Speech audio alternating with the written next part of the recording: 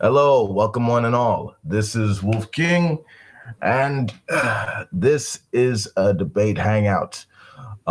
Joining me is Revi, Pio, and James Cassel. And me and James are going to be discussing the probability or likelihood of the existence of God. Okay. Pio will be moderating. Revi will be keeping time. James will be arguing the likelihood of there being a God, and I'll be arguing the con, the probability that there is likely no gods. So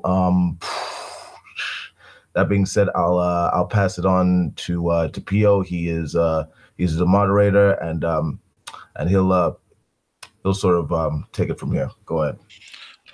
Yeah, I think you said everything, and we asked before that who will start, and James decided to go first.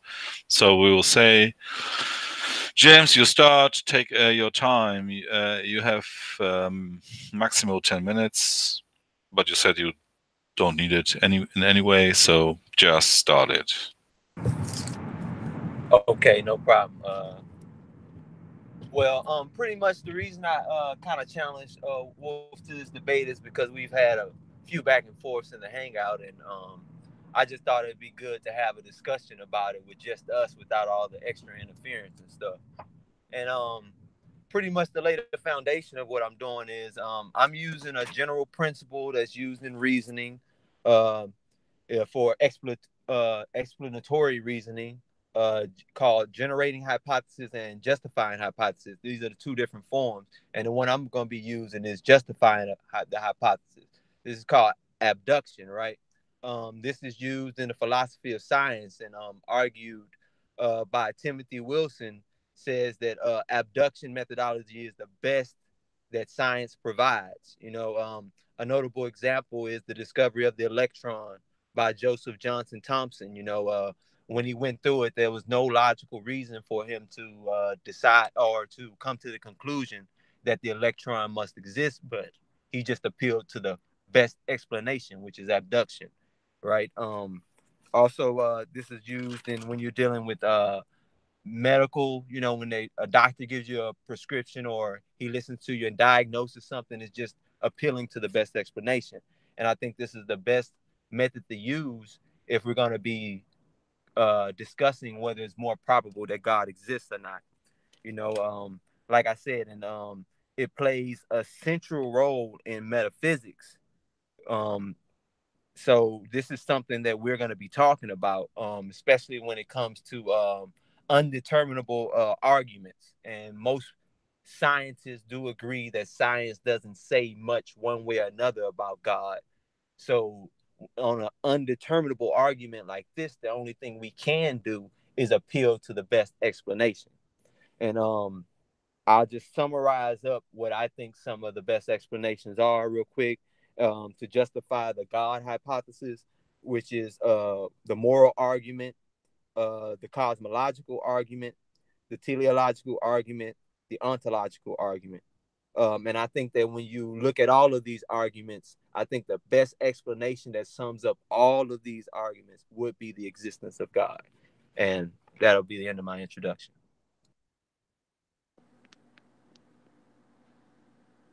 Yeah, you took like 2 minutes, Wolf.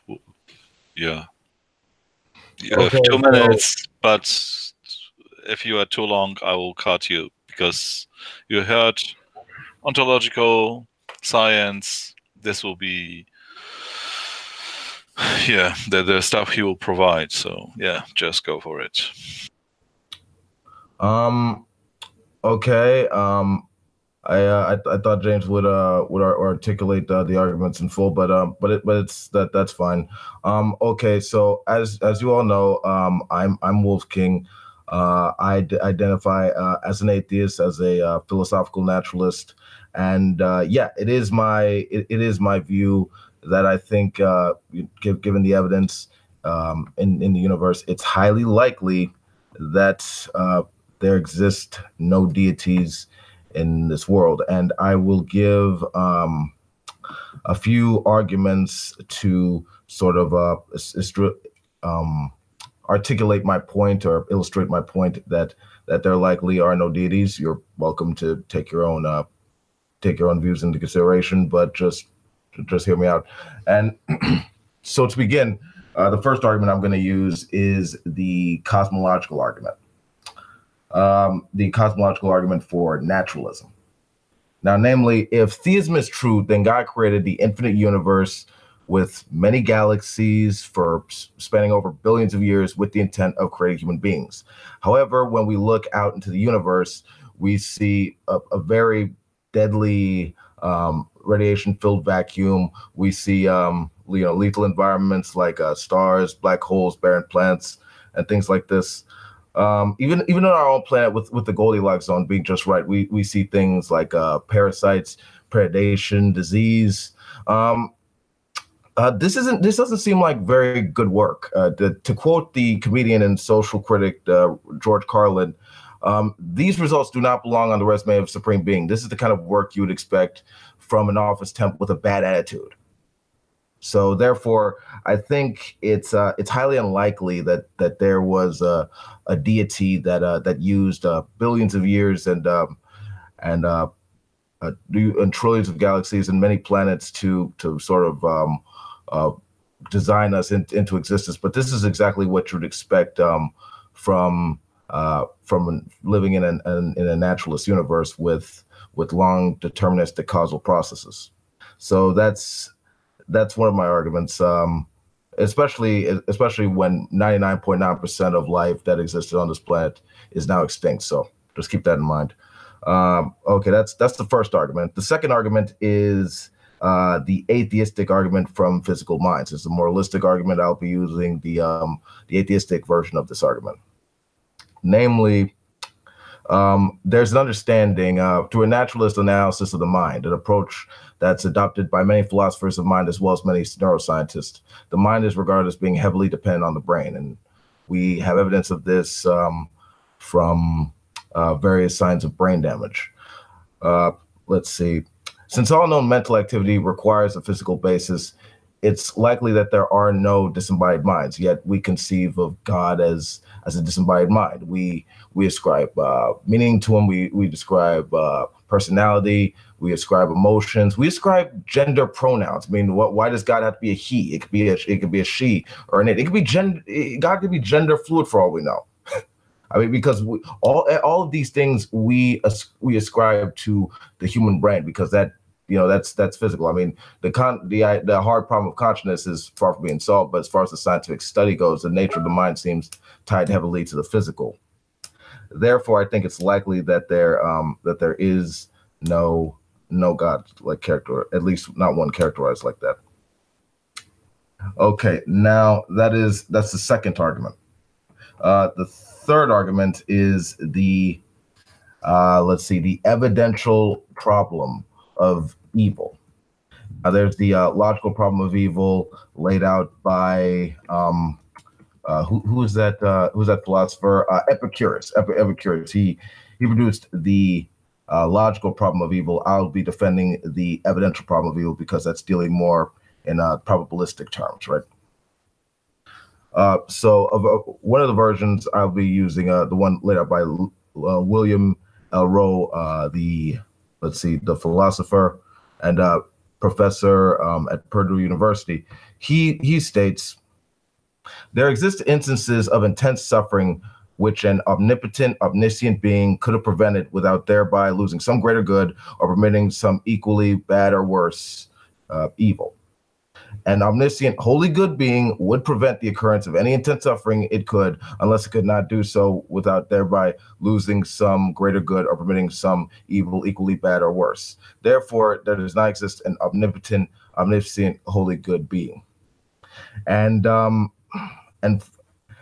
guess if there had to be a fourth one, there's also the idea that one ought to believe in a deity in order to be a good person or a moral person.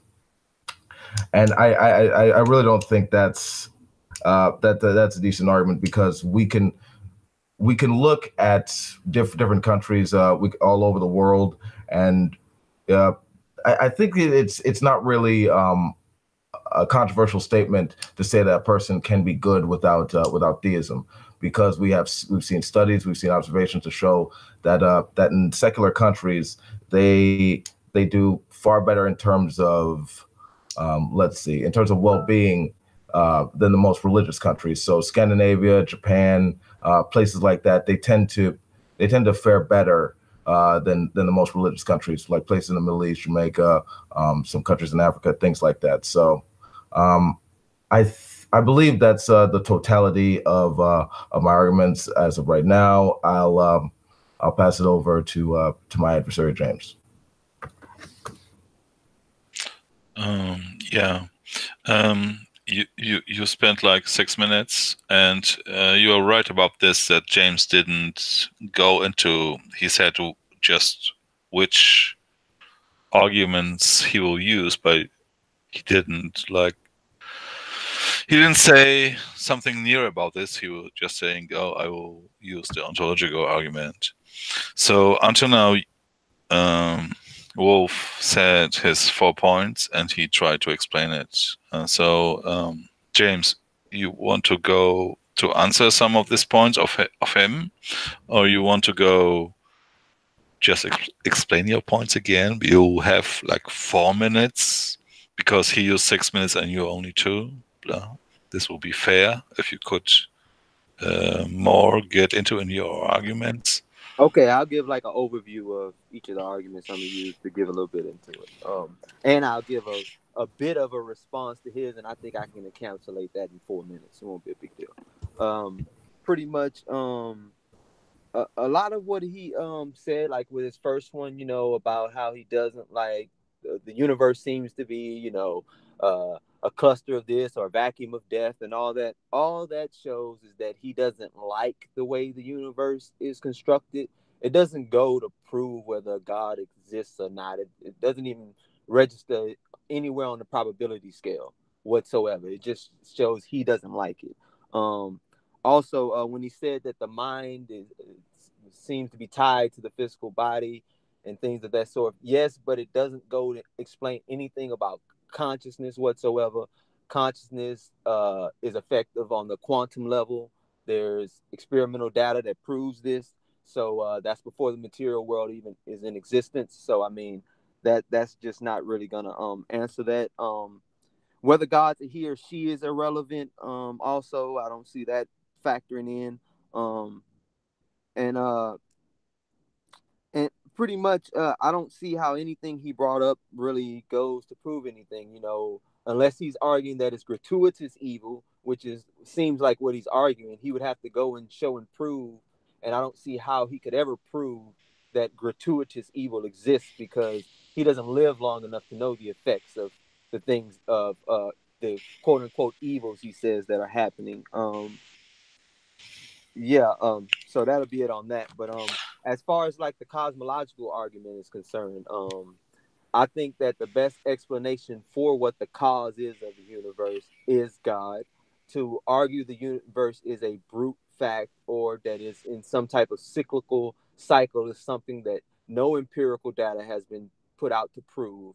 There are people working on such things, but none that have been held up as the Big Bang Theory or the Hawkins-Penrose singularity theorem, the Bohr-Guth-Verlinken theorem. These theorems hold that the universe had a finite beginning, and the universe is not infinite. It is finite. This is the science out that is accepted and consensus right now at this moment. So going off that, I just think that God is the best explanation. Or you can go with the argument from design of the universe itself, or we can go with the design of DNA, which even Richard Dawkins, a prominent atheist, will agree that DNA is designed. Now, to postulate some aliens that may have designed it or something like that, that's just moving the buck back. You have to come to a point of a designer that's eternal, pretty much is what the cosmological argument would argue with that as well. The moral argument pretty much is that if objective morality exists, God exists. period, or else it's just our subjective inferences on what morality should be, or are just wanting to interact nicely with each other. It's not just us actually, being objectively good and moral people. Let's see, what other argument did I say? Well, yeah, I think that'll be enough just to start off now to move into the actual arguments. Yes, that was time. Okay. All right. So I took a few notes based on what James said. Okay. So I'll just deal with the reverse order, and I'll move back. Okay. Now the design argument. So in reference to your response about my cosmological argument, right? You said I I didn't like the conditions of the physical universe. It's not a matter of me liking anything, right? We're talking about the best way for life to come about and then develop thereafter, right? In in this kind of world, I mean, if this is the result of design, right? I mean, we wouldn't be seeing how do I put it? We wouldn't be having diseases. We wouldn't be dealing with this whole struggle for existence. It would the universe wouldn't be so lethal to life, right? I mean, this sort of design seems less than perfect. However, we see like all of this is better explained under naturalism, right? Like the whole design thing. Like you mentioned, Eve, something about DNA being designed. I mean, it's to my understanding. I mean, I remember hearing DNA being compared to language or a library back in high school. But I mean, I mean, as far as DNA goes, I mean, it's just a self-sustained chemical system capable of being able to evolve over time. I mean, this isn't anything the result of a designer. I mean, and more importantly, I would have to feel that if you're going to say that the DNA is brought about by a designer, you're going to have to ask where that designer came from ultimately. Just because I mean the idea really doesn't have any real predictive capabilities, um, that's my first issue with it. Okay, the second is the you mentioned something about physical minds, right? And the nature of consciousness. I mean, I really wasn't trying to touch on the nature of the hard problem of consciousness. However, I was relaying it more to how I understand how the most of the data that we have on mental phenomena, it seems to be related to the brain, but we have an understanding of God as a disembodied mind. I mean that we have no way to access like that disembodied mind's intentions or thoughts or anything like that. So it's likely that that this kind of entity doesn't exist because there's just no way to study or analyze or even distinguish it from just being non-existent. And you also asked me if I could well not ask but sort of made the statement that I could never really know the nature of gratuitous evil because I couldn't live long enough. I think examples such as infectious diseases, cancer, hurricanes, or other nature-caused suffering. I think these things exist as gratuitous evils within the argument. I mean, these things. I mean, humans can't decide through their free will to have these things be brought about in their lives. I mean, this is just.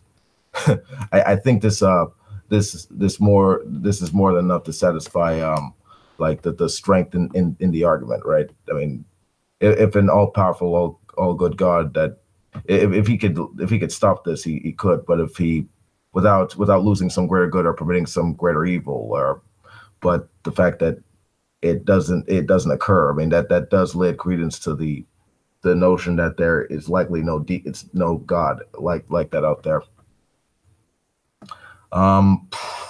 So I think that's all. I think that's it. As an observer, I can only tell you that you both only touched on one subject at the same time, like it was the morality subject. So maybe we go. The moral. I think. So yeah, I would like to hear both position. Like, you explain yourself, or maybe James will go first. Because this was like, I'm hearing your arguments, right? And you are both making points, but this was the one point where you were talking about the same stuff. So it'd be interesting, because you touch both this point, to hear I'll be right both back. I gotta get a sides, baseball. Okay, both sides to the one point. Yeah. I think that's fair. Pretty much. I think it'll be okay if we have like a little quick back and forth discussion. I'll make a quick point or two, and then he'll be able to respond on this subject. I think that'll be nice. I will let you speak as long as you will not talk over each other. So so don't wait for my intervention or something or summarizing. Just go. Okay, fair enough. Pretty much my argument would be that if objective morality exists, that God exists. Only other way is to say that morality is fully subjective, and I don't think that that's true. I would like to hear his reasons on the subject of morality, dealing with that specifically, objective morality, or whether morality is subjective.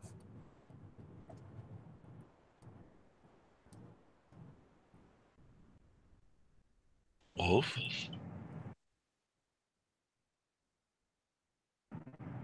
You there, Wolf?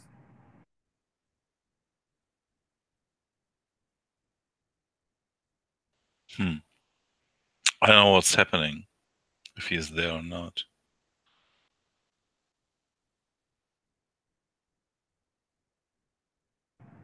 Well, then I guess I'll give an example. Okay, I'm back. Oh, there he is, right there. Pretty much, I was saying, I'll say it real quick. Make sure you quick over. Pretty much, I was saying that morality either has to be objective or subjective. If morality is objective, then God exists. If morality is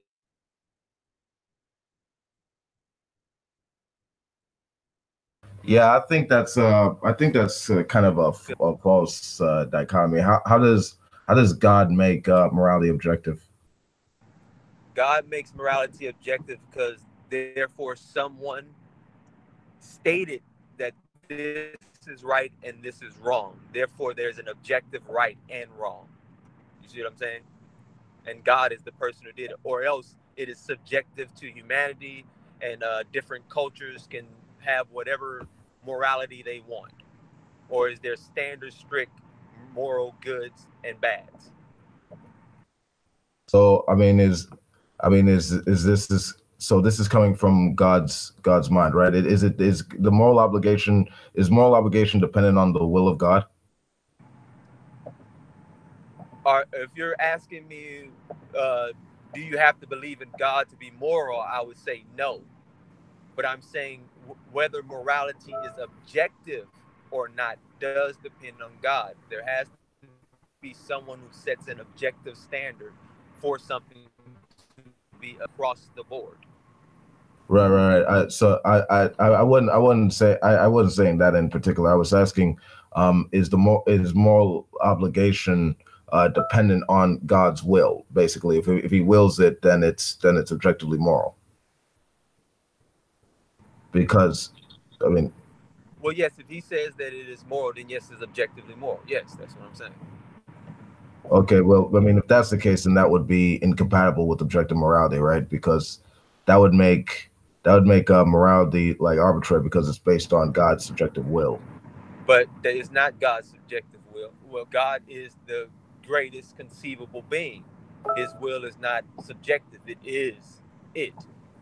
You have to deal with it as God is. You can't take away from the God hypothesis. He is the greatest conceivable being. His will is the way it ultimately is to be or should be. Yes. Yeah, but here's the thing, right? If moral obligation is dependent on God's own will, he could basically declare anything. For example, if God wills that cruelty of its own sake is good, then it is. Like you see the problem with that? Wait. Could you say that again? I couldn't hear you. It was breaking up.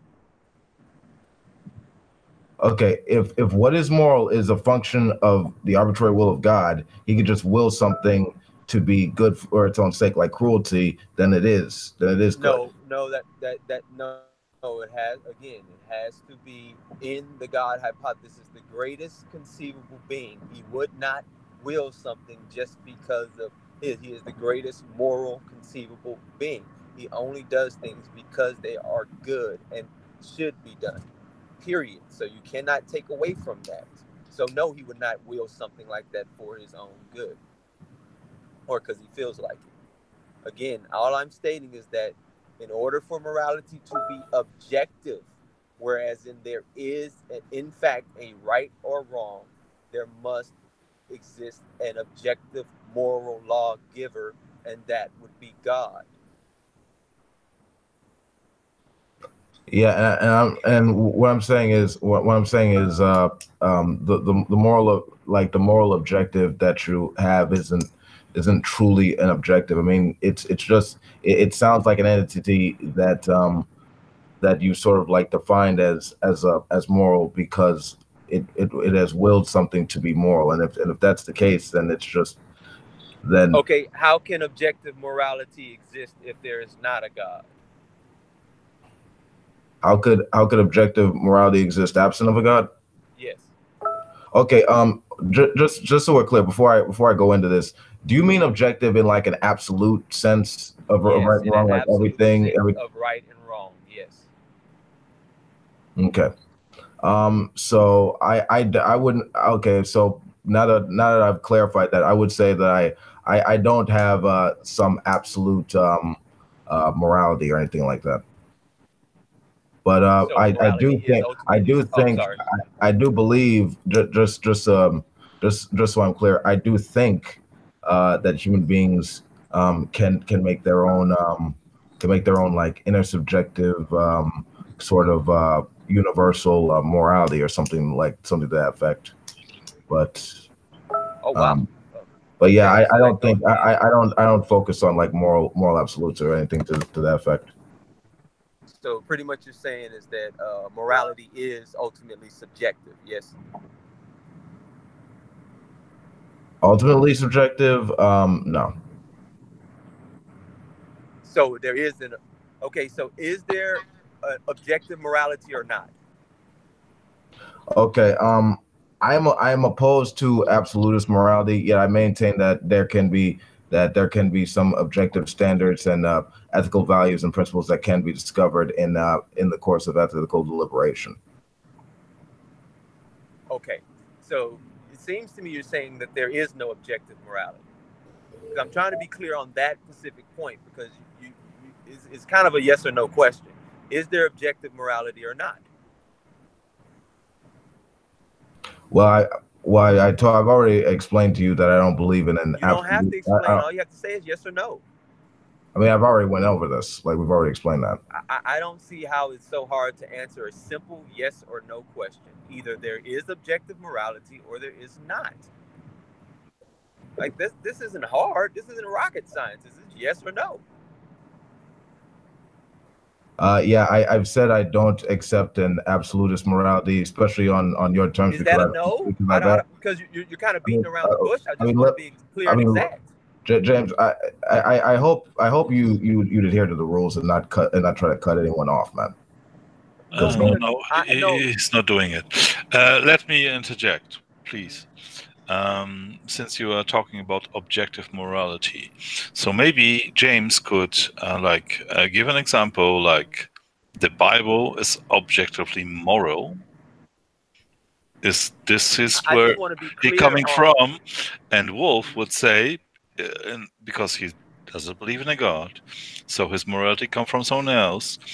He should make examples from his point, like where his morality is coming from. So James, yeah. Well, P.O., I want to be clear on this because I don't understand his position. I mean, it may be no need for me to give an example whatsoever. I mean, I think we all know what objective morality means. Spoke about what it means, so we're clear on it, and it's just a question of whether it exists or not. from in his opinion. He can give me a yes or no, and then I will be happy to go into examples of how it either exists or doesn't exist. Can I just add something? Yes. To Wolf, I would look up some Aristotle, and I would also look up some more secular philosophers to combat some of his points on objective morality, because he's saying that in order to have, an You're objective view of taking part in the morality. conversation, Ravi. True. I'm sorry. Yeah, yeah. No, but I kind of get that. Okay, okay. I'll answer it in the form of an argument, right? Just because that's how I sort of lay out the other ones, and I also don't want to get away from those other criticisms that were made. But okay, so let me frame it like this. Uh, Morality is a type of practical, reliable knowledge for growing and maintain communities. As these communities interact and intersect, so there's sort of a humanist ethics of toleration and respect in the wisest way to manage conflict. Humanist ethics explains why communities use diverse yet objectively true moralities and explain why morality should be changed for better managing conflict. Therefore, the objective truths of morality can be explained by naturalism. So, I think that like that's the most plausible way of answering the question. That maybe I'm lost. Um, Maybe I'm just lost on this because I find it amazing that I can't get a conversation with him. He simply just read, something out of wherever he pulled it up from, instead of giving me an answer on whether it exists or not. Objective morality. This is so simple. Can I please get a yes or no? I can't have a conversation with you Okay, don't have a so clear position. right. Period. Okay. So I don't believe in an absolute morality laid out in a holy book or anything like that, right? I Regardless don't if it's think in a I holy don't think book or not. I don't think that kind of objective absolute morality exists. I think whatever thing leads to objective morality, I think that can be determined by humans through like rational ethical discourse. That's what I think. Okay, void of a book. I didn't mention a book. I didn't mention nothing about a religious text whatsoever. I'm just asking about the simple thing called objective morality, whether something is this truly time, right this or time I I, think, I, wrong. I don't A I don't know this simple time how I yes or to. think. no on Sorry, that. sorry, sorry, sorry. This time I think he answered the question. He said that morals, objective morals, are growing with the society. So he answered you that the objective morals. But that's not that wouldn't be objective, PO. If it's growing with the society, which means it's changing over time, that's subjective. Something objective is constant. It doesn't change. It's true. Like one plus one is objectively two. It's constant. It changes no matter if it's the Jurassic period or it's human time. If I may, I think I clarified the position Okay, I don't want. We pretty can end the decently. I mean, like conversation if what I I can't get mean. a clear yes or no to a question. I can't have a dialogue with someone without extreme clarity on a position. Simple yes or nos aren't Wait, too much to ask. It's wait, not. If he asked me a you, question, I would say you yes or just cut no. me off, man. That's Okay, simple. okay, James. We know you wants the clear. You wants the you want to have the clear. Are there objective morals existing forever, which Well, are not changeable? This is his question. oh, okay. So let me give an example, right? Like, so I don't believe in a absolute morality, right? So for an example, like there were many people in the world back in the old days that thought that slavery was cool. That you could own other people. You could just because they're from a different tribe. Like in the Bible, right? Like they say that you can if you're like living amongst the heathen and stuff like that, you could own them, like pass them down as property. Like a lot of people thought that this was good, right? However, now that we understand, we've had like rational ethical discourse and stuff like that. We understand that slavery actually harms people. It adds negative effects. So now most of the world don't think that doesn't think that slavery should be a thing, and and it's not. We don't believe in slavery anymore. So I don't believe in like an absolute morality. Okay.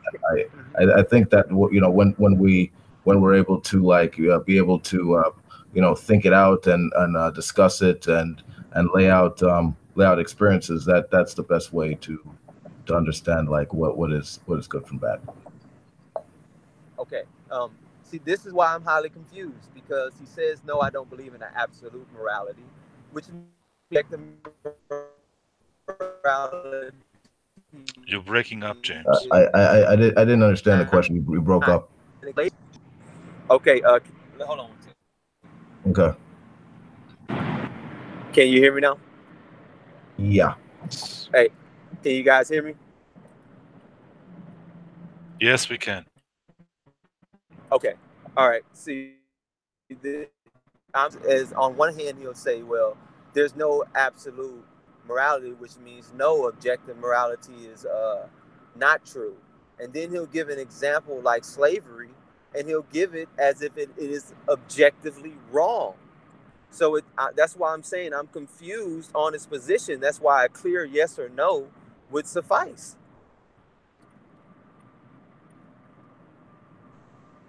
I mean, did you understood the example? Like, did you understood it, right? Like, I said that in the sense that a lot of these Yes, are I understood it, but it still came to the conclusion I gave.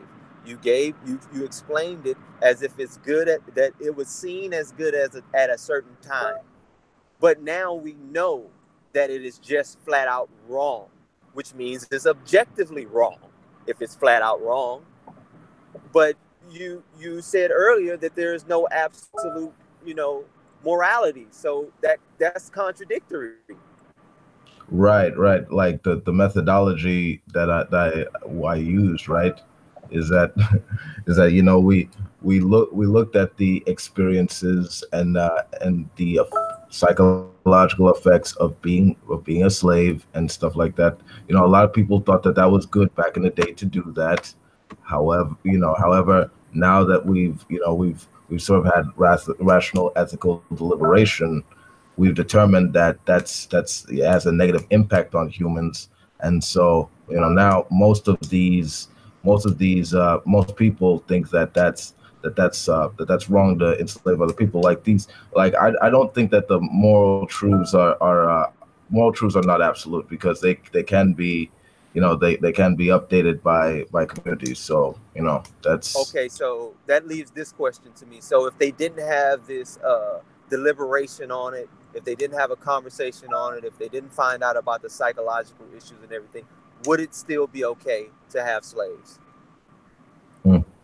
um I would say if they didn't think about it, if they didn't consider the like the humanness of the slaves or anything like that, I suppose they probably would still have it. I mean, No, I'm asking you, is it right to have slaves? given the evidence, no, I don't think it's right to have slaves. No, I'm saying with the lack of the evidence, would it be okay? That's the question I'm asking you. It's a yes or no question. You seem to not be able to answer those. Uh, yeah, if they didn't have the evidence, I believe they would think it's okay to have slaves. I didn't ask you what they think it would be okay. I'm asking you, would it be okay? In your opinion, would it be okay to own slaves just because you don't have any evidence that it's okay probably not. to? You wouldn't. So then you hold to an objective standard that slavery is wrong then, correct? Yeah. I hold an Okay, so you do believe in objective moral. That's all you have to say is yes to me, and I I would could say I have hold an moved objective on. standard based on like facts, based on experiences, based on based on like a rational ethical That's deliberation logic, not morality. laid out in secular humanism. Okay, uh, you're pointing out logical things. I'm pointing out whether it's moral or not. I'm not arguing whether it's logical things. Morality goes based on whether something is good or not. You just pointed out that slavery is objectively wrong. Okay, so then I'm asking you, how can something be objectively wrong void of God from a moral sense, not from a scientific sense, not from that, from a moral sense. Yeah, I generally tend to. I mean, you're asking me about how I mean, you heard my argument, right? About this. I mean, Yes, I heard it very clearly. It didn't seem to answer it to my satisfaction. That's why I asked the question. Sorry to interrupt. James, do you think slavery is wrong? Or it's Yes, I think slavery. I think chattel slavery is wrong. Yes. okay, go on. I mean, just so we're clear, I mean, there were like at least three other arguments laid out. Do you want to deal with them, or do you want to? Okay. Well. Moving on, we see that there is an objective reality there, and I argue that it's because of God. You have not laid out an argument for why it would be objective without God. I will move on. Oh, Wolf, you okay? I think I clarified my terms pretty neatly. So I mean, I guess we'll let the audience decide on that. Okay. Okay. Well, we can move on to the cosmological argument. Cool. Yeah. All right. So, do you believe the universe is eternal? Do I think the universe is eternal? I'm not sure about that. Okay. All right. You it seems like I've been interrogating you. Ask me anything.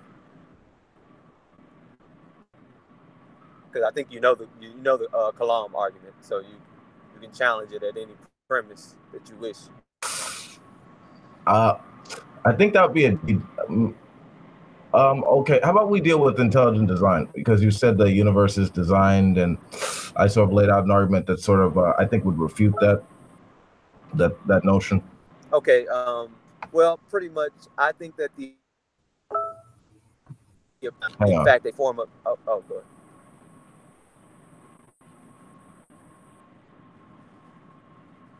I'm sorry. I just turned off that notification thing. That's annoying as hell. But you go ahead.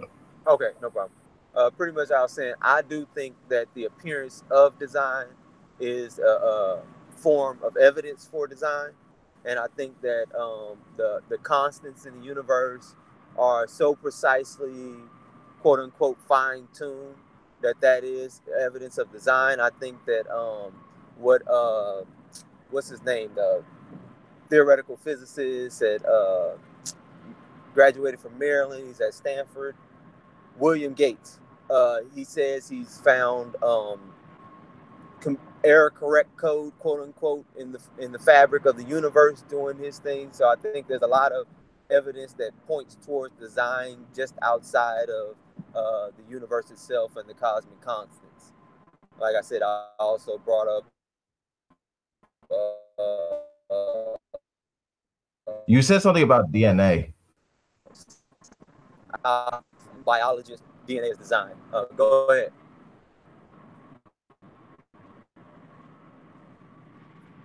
You broke up a little bit.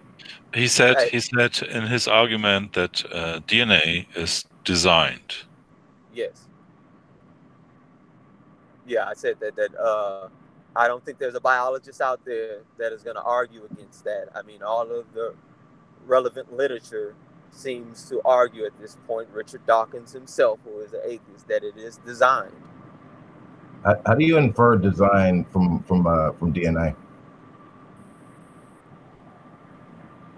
You should ask the biologist that. I can only go off of them. I'm not a biologist myself. I only can go off the literature and go off what the prevalent biologists say. And like I said, if an atheist biologist is coming out and saying it, I don't see how that's something that you should be very. Well, I mean, it's my understanding that a lot of scientists use analogies so that laymen can get a clear understanding of what they mean when they're explaining the empirical data to them. Okay, well, I'll give a scenario. For example, right? For example, like I said with high school, right? Like the teacher tells the students that, hey, just think of DNA as like a library or like a language, and that it has information and it tells the organism how to grow. I mean, when like it's easier to understand that way, but we ultimately understand that when we look at DNA, it's just a self-sustained chemical system capable of Darwinian evolution. Okay, so right now what I'm seeing is So I mean, not like, this isn't a I'm okay. asking, like, I'm how do you infer design from DNA? Gotcha. So what's going on right now, what it seems to be, is that someone isn't up on the literature. So what I'll do right now is pretty much give the scenario how he explained it and said it came about. This was his explanation for it.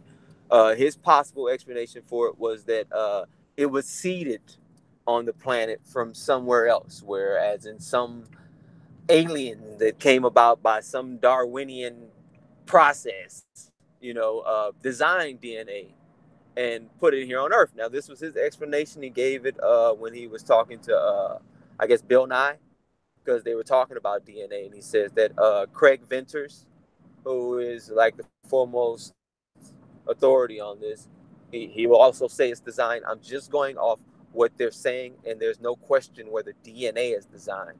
Universe, different story. DNA, no.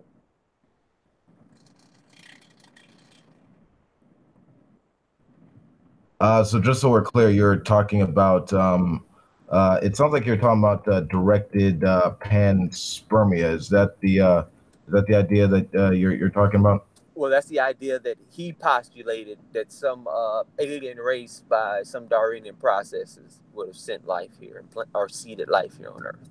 That was his postulation to give a reason why an explanation for it being designed.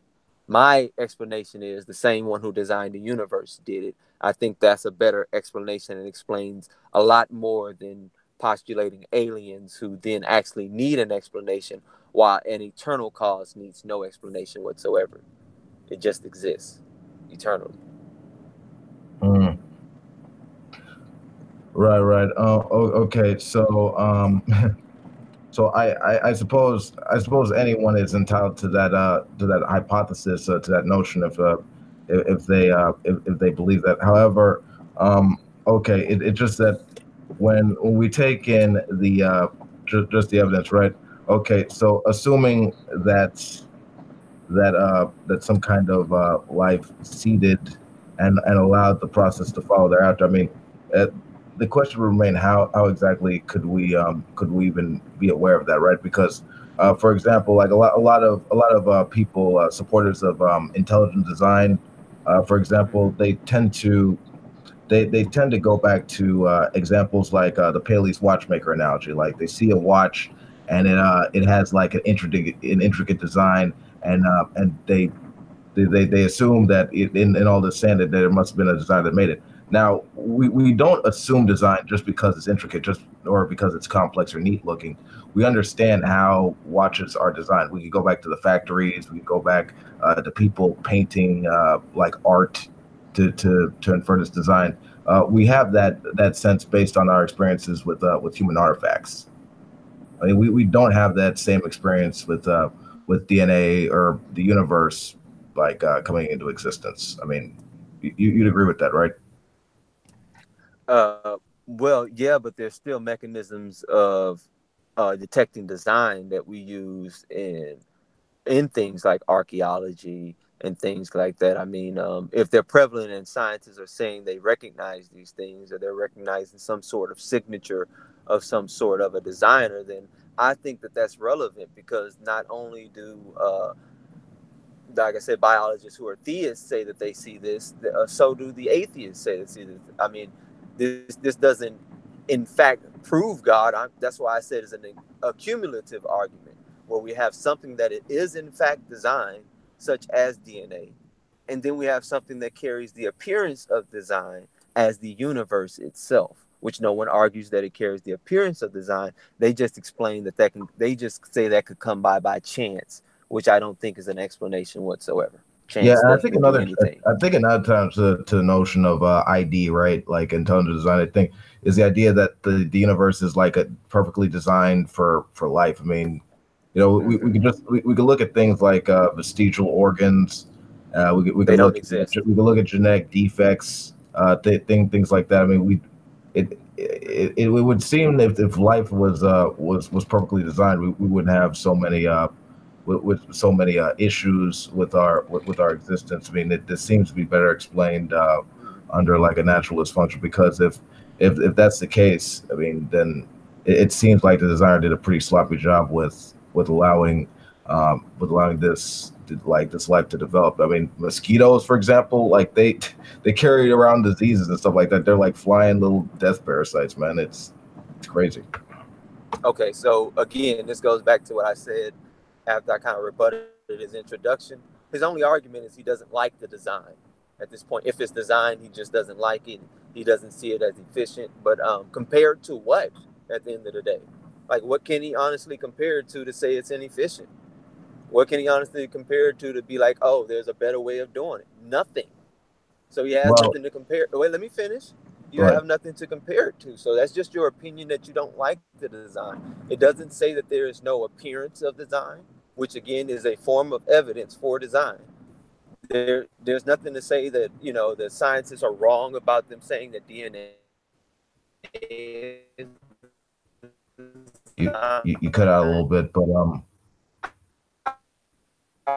you, I would like to ask you a question. So the prevalent literature all agrees that the universe came into existence 14.8 billion years ago or something around that number. Um, what do you think the cause of it is, and what is your explanation for that cause? mm, so as far as I'm aware of the event 14.8 billion years ago, I mean, a lot of that's been explained by the Big Bang, right? I'm not aware of what occurred prior to the Big Bang. I don't know what happened before t equals zero. I mean, that's sort of where the physical laws tend to break down. So that's my answer to your question. Um, as far as this me saying I don't like the appearance of design. First off, that's assuming there is design, and this goes back to my original statement with the argument of the cosmological argument for naturalism, right? If if theism is true, or whatever the case, then this designer brought in life with the intent of ultimately making some entities like us. However, despite that notion, like we look around, all the observations seem to contradict this because there are Based elements on that are what? actually quite hold on there are conditions that are actually quite lethal to life. If we're to be thriving in existence, if this world is supposed to be for us, it seems to be working against that. Like we live in a very harsh universe with a deadly radiation filled vacuum. We there's very harsh things out there for life to exist. I mean, so if this world was really designed for us, if scientists are praising the apparent design in nature, it would actually reflect that, and it doesn't. Okay, again, this is again his preference, and he says it wouldn't reflect that. I mean, is perfectly rational that human beings aren't supposed to live everywhere on the planet. Perfectly rational. There's something called the habitable Earth. That's where you're supposed to live. You're not supposed to live in the oceans. You're not supposed to live in lava pits. You're not supposed to be off the Earth in the vacuum of space. Human beings were designed and put here on Earth, regardless of who did it or what did it. They're put here on Earth to live on the land. So I don't see how there being places where human beings can't live is even relevant to the probability of a God existing or not. But I do think the cause of the universe itself, he says the physical laws as we know them break down. All of the universe, what we call the time space continuum, the beginning of time, the beginning of space itself, the beginning of matter, being of the universe. Now, if he wants to say, oh, well, just explaining everything after that notion where the laws break down is fine, and we don't have to worry about where the universe, I don't see how that being an explanation. I'm only saying God most probably exists because I'm appealing to the best explanation for what I see. And the best explanation for the universe coming into being 14.8 billion years ago, something or someone brought it into being. That's what I'm saying on this subject. Okay, so I mean, so my response on the whole design thing is that I'm aware that that there are some advocates of ID out there, right? Um, However, it seems like their observations they seem to be lacking predictive capability, right? These people, I mean, like you say, like there's like Dawkins has praised the design in DNA. I mean, he's just using these scientists, they're just using analogies, man. Like that's all it is. I mean, we see, I mean, if life is really designed for us, for living things on this planet, I mean, we wouldn't be seeing parasites, we wouldn't be seeing predation or disease or anything like that. I mean, it even it almost goes back to the whole evidential problem of evil, which I hope we'll touch on. But yeah, if this is, if this universe, if this world was really made for us, we wouldn't be seeing this struggle for existence. I mean, it seems more evident for like some naturalistic like evolutionary survival of the fittest type scenario. But I don't see how a designer, I mean, if this designer was actually competent or even existing, that he would make it out like this. But See what I'm saying? I mean, I think it's clear. He's just attacking and saying he doesn't like the designer if he made it this way. It does nothing to prove whether the designer decided to just make it this way or not. He could have made it any way he chose to make it, but he's not doing anything to prove that's implausible at all. Well, Wait. This was not his point. Wait, Wolf. No, I understand his point, but I'm saying No. Wait. Okay. Aren't you the one who was claiming that the life on Earth was designed for the people, for the humans, like they have the good life? Because it's not the I didn't point. make that claim. Wolf just said. Theo, when did I make that claim, though? Okay, so I'm asking you. I'm sorry. I take it back. So this is my direct question. Don't you think that the life on Earth was created for us? And if you do, can you explain the Wolf point where he's saying that there are diseases? Okay, so let's take it from this perspective. Okay. Life on this earth was created for us to have dominion over it. Okay, that's what it's created for, which means there's responsibility. Dominion means, like what he was saying, like survival of the fittest. In order to dominate, you must be at least survival of the fittest is the name of the game. That's how we came to be who we are today. I'm not even understanding how any of what he said is relevant to the topic of whether he exists or not. Diseases exist because of evil in the world. That's why it exists. No. Okay. Real quick. Let me finish. Yeah. The diseases exist because of evil in the world. Evil is a decision to go against objective morality. Okay. So let me. So mosquitoes are there because of evil. This is your point. I mean, because I still not understand. I understood your answer. I'm trying not to take. I didn't know I was debating against Theo.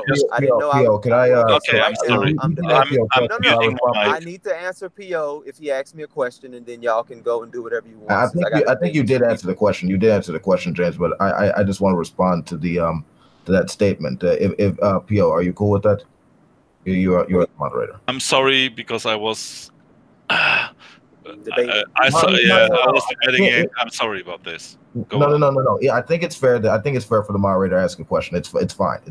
No, it's fair for him, but it's also not supposed to be back and forth with the moderator because he's unclear on my position. Right, James. That's why I'm muting my mic. No. Yeah. That's fine. That's fine. It's all cool. And he did add to my position things I never said as well, and wanted me to justify things that I never said.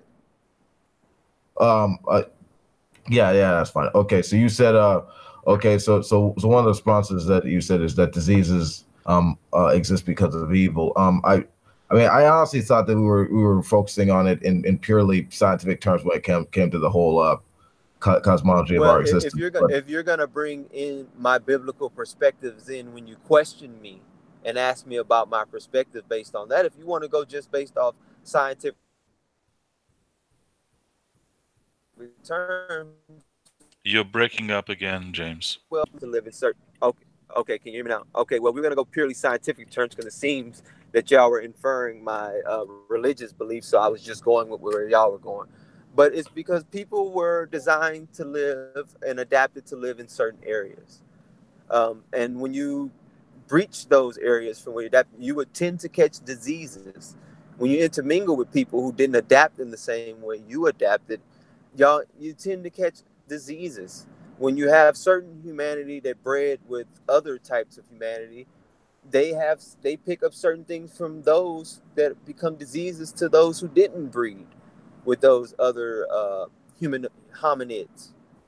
I mean, this is just basic science. I'm not getting how this has any relevance to how God decided to make the world. Okay, but you said okay, but you said okay, so you said okay, so before we transition fully to the evidential problem of evil, you said it was related to me not it was related to me not liking the design. It's not a matter of me. Yes. It's not a matter of me not liking the design. Just to make it very simple, I'm saying that if theism is true, then God did this. Then God or whoever, whatever designer you want to describe it, put this plan into action with us in mind. I'm saying that given these observations, it seems highly unlikely that a deity But that's a matter of or a preference, designer right? actually made it. It would seem that it would actually seem to be a point against it and more simpler under Why? like Because naturalistic why? explanation. But that's only an argument from preference. You would prefer. You think that it would be better that way. You No. think what? Wait a minute. Who are you to say it would be? Based on what would it be better that way? Based on what?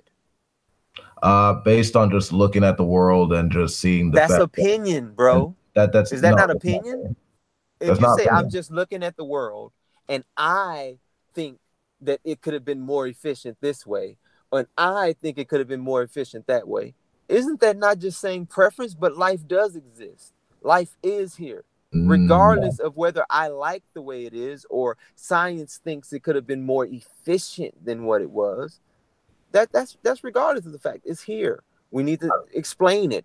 What better explains life? What better explains the universe coming into existence? What better explains Sure, sure, DNA sure, looking sure. design? A Sure, God. sure. That's my I argument. get that. I get that, right? But here's the thing. I'm saying that you're more or less I mean, you're not really dealing with the criticism actually. You're just trivializing it. Basically. You're saying No, that I'm it's not. based on you're saying that it's based on my own subjective viewpoint, and that's just not the case. I'm getting these observations from science and actual like biologists and physicists who say this. I mean, if this was the case, then like if ID was you know as practical and realistic as it is, I mean, it would be reflected in like the sciences, right, in the academics, and it's just it's not Oh, reflecting that. I mean, okay. You're I mean, saying that because the literature, the scientists are saying, according to you, that there could have been better ways of doing it, right? Is that what I'm getting, or am I being confused on that? There could have been better ways of designing the universe if you were going to design it. I'm saying that if it was the case that a designer put this in place, They could have done a better job. the observations will be way different than than what we're actually seeing, Okay, so why do we have? Oh, it's actually a point. The existence of these certain elements like parasites, like genetic defects, like illnesses being passed on, the survival of the fittest and all this. These are all points against how? the designer. You're not actually giving an argument how they're points against it. You're just saying they are. You see what I'm saying? You're telling me these are points against it. I'm steadily asking you. Be cut out. Yeah, you're cut out again, James. I mean, I'm just saying it. Given the evidence, it seems to be that life is fine tuned to the universe, not the universe being fine tuned for life. Yeah, I'm not allowed to take the part in the discussion. Let's try to I mean, wait like I'm not gonna say anything. I'm not gonna say anything further until he comes back, so it's all good. okay. So yeah, because I have tons of questions. Yeah, that and there are two other arguments that I want to deal with before we call it. So let's wait just because.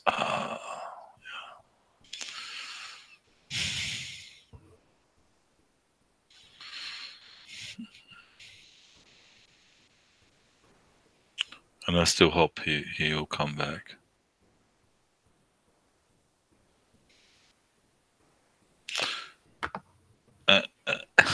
And just like I will summarize it until now. Okay, I will not. James is I mean, back. Okay. Pretty much. Okay, I you're was back. pretty much Cool. You're back. yeah. Cool. Pretty much to sum it up, what I was saying towards the end there was, like I said, I was asking questions why, so I can understand why exactly you feel like those are points against. I mean, whether that's the God of Spinoza or it's the God of the Bible, I'm arguing for the existence of a God, period, and that these things make more sense with the existence of a God. I mean, just again saying that things could have been done more efficiently. We shouldn't see these things out in there. We have cosmic constants that are there that are the reason why people infer design in the universe. There is no one that argues against the appearance of design in the universe. They argue that the appearance is just coincidence.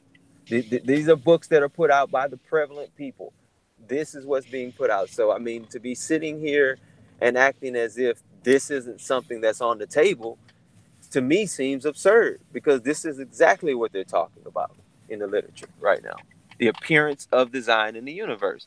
I mean, Dawkins put out a whole book on it, the appearance of design, and pretty much coming out saying that is just pretty much a coincidence. It doesn't mean a God exists, but I think that's absurd. If something appears to be design, I think it's natural to think that it is design. And again, like I said, I gave many other things that appear to be design as well. And Well, I'm just appealing to the best explanation. You got it. sure. Yeah, I'm just saying that with the argument design, yeah, I would think it's flawed, right? Because you could, for example, the reason we understand like a house is designed or a car is designed or a painting is designed or anything is that we can go back to like the root source and understand like how it is designed, right? Like with life, with the universe, like we don't have that. I mean, it seems to be better explained with naturalistic scientific explanations. But I think we can move on to the to like any Well, I other do want to argument. hit that last point you made, though, where you say it's better explained by naturalistic scientific explanations. And you said earlier you Um, didn't yeah. want Man, that is annoying, man. Damn you, that. Google. Okay, No. like I said, hold on, Yeah. P.O. I'm trying to just deal with the last thing you I'm said. sorry. I'm sorry. Yeah. But before You cut out a little bit. it's like Wolf will change to another topic. The next topic will be the reason of evil, But right? I got you. But he can't bring up something that's not dealt with, So though. answer his question. No, in fact I didn't want Wolf to change. Like, let's go to questions, right? Mhm. In fact, this will be the next point. The why evil exists. But okay, Okay. answer first. Okay. Cool. Can I just answer it and flow into why evil exists? Yes. No. Okay. Yeah. Or Okay. Do it. okay. Cool. All right. Pretty much I was saying, he said he didn't really want to deal with concepts, but I think it is relevant because before the singularity, which we were calling the Big Bang, they infer quantum mechanics, and we do have some evidence like the double slit experiment, the quantum eraser experiment, that will show that on that level, before we have matter as we have it, that consciousness does interact on that level, and it's the only thing that we've found to be able to cause the collapse of a wave function. It's called consciousness causes collapse. I can't remember the technical name of it right now off the top of my head, but in quantum mechanics. So that, but as far as evil existing, like I said, if there is an objective, I mean, these diseases and things like that existing and evil existing again. If there's an objective morality, then there's an objective right and wrong. The only way exists is if there is a right way to do things. So therefore, there is an objective right or wrong if you are claiming, in fact, that evil exists. So you're literally confirming objective morality if you do so. And also, I think if you confirm objective morality, you confirm the existence of God. So was that dealing with the evidential problem of evil, or were you bringing it back to morality? I'm a bit confused. Both. It all ties in. I don't think one can deal with both topics at a time like that. Okay. Well, again. So I mean, like, but so the only way evil exists is if there's a right way to do something. I mean, you can't talk about evil if you're not talking about morality. So I'm confused. Okay, so okay, so with the gratuitous problem of so with the evidential problem of evil, I mean, that sort of states how evil could exist, and with in light of like omnipotent omnipotent omnibenevolent God. I mean, that's sort of what that deals with, like the likelihood. I understand what it is, but it still comes back to the point of whether you can't say evil unless there is objective good and bad, because to be evil is to objectively be bad. So that's what I'm saying. It all comes back to a core argument, and instead of dealing with the core argument, you'd rather deal with other things. Okay, so so please excuse me for talking over you, but here's the issue. Here's the problem. You're the mistake you're making. Okay. The mistake you're making is that the evidential problem of evil does not deal with what humans do. It doesn't deal with anything related to human free will. Right? I understand. The gratuitous evils, like they are dealing with things that have nothing to do with what humans are capable of. Like, humans have no choice over cancer. I understand what a gratuitous evil is. I don't see why you keep telling me I don't know something when I do understand what a gratuitous evil is. But it's still okay from my point of view. Look, I'm not saying I understand. Look, I'm not saying you don't know what a gratuitous evil is. But you're trying to tell me that I'm not answering your question, but I'm answering it from my point of view because it's intertied in my point of view. But you're trying to tell me I have to answer it a certain way. Look, I'm saying you're making your criticism is involving a mistake. All right, there's a mistake in your criticism. Okay, so I'm just saying you have to amend it because it's not going to be fully. I don't, because I know what I'm saying. Like that. Okay, you can't make my argument for me. You can't. You can't tell me how to make my argument either. Again, whether gratuitous evil, I understand what a gratuitous evil is from your point of view. Okay, I know evil is period.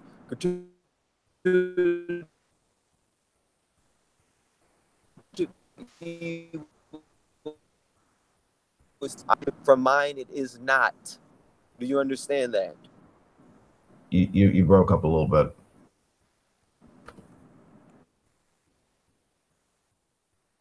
Yeah, James, say it once again, please.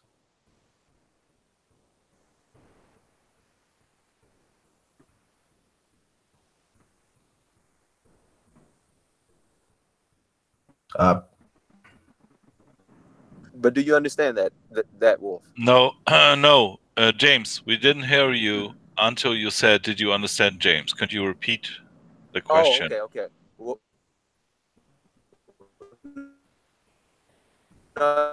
it wasn't. You're still breaking up, James. You're still breaking up.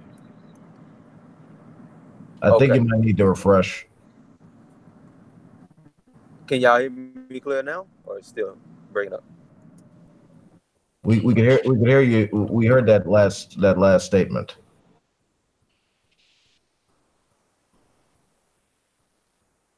I think it might be it might be wise to wrap this up in about like 20 minutes or so. Yeah, I still have my questions. Yeah, I suppose you could ask some. But yeah. I think we Yeah. have I think we can have like a post of like an like maybe a post after hangout or something. But where people could come in and ask us questions. But I'm yeah. back. Yeah. I'm back right now.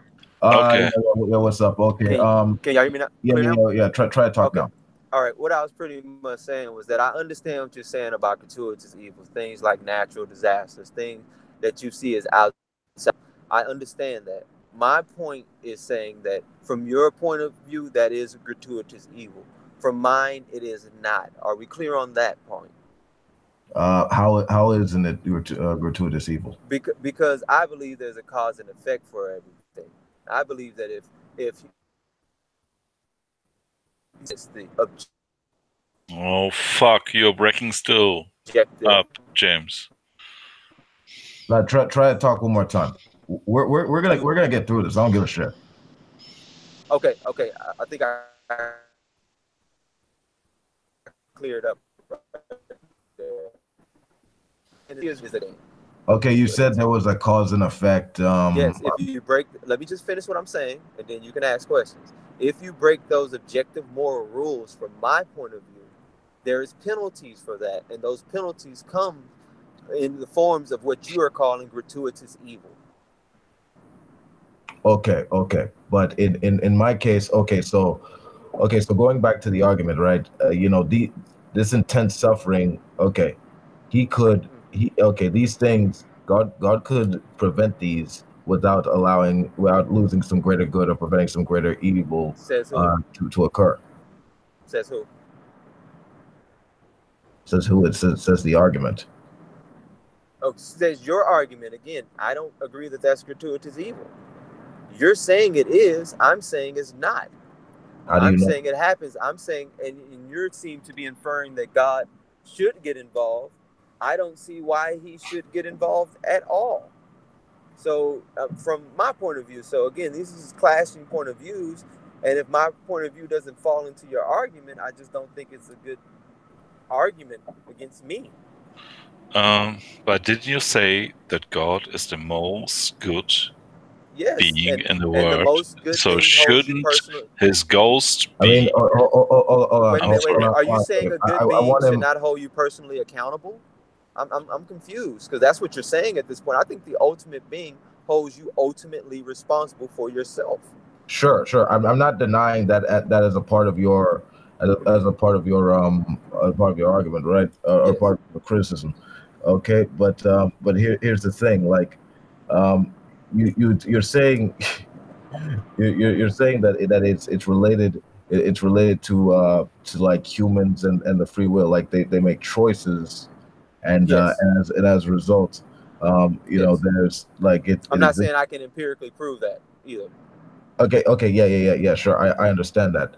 However, what I'm saying is this: like in this situation, like God could step in. All right, He could step in without being able to lose a greater good or preventing some an evil of greater like a level or extent.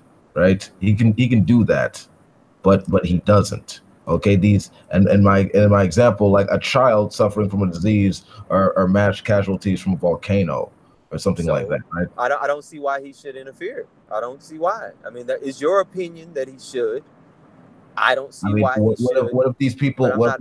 are Christian? What if these people are like Christians? So what? That doesn't mean they didn't do anything wrong in which they're being punished for. It doesn't mean that he's not punishing the society as a whole for the actions of a few individuals. I'm not understanding what this has to do with the probability of God existing at all.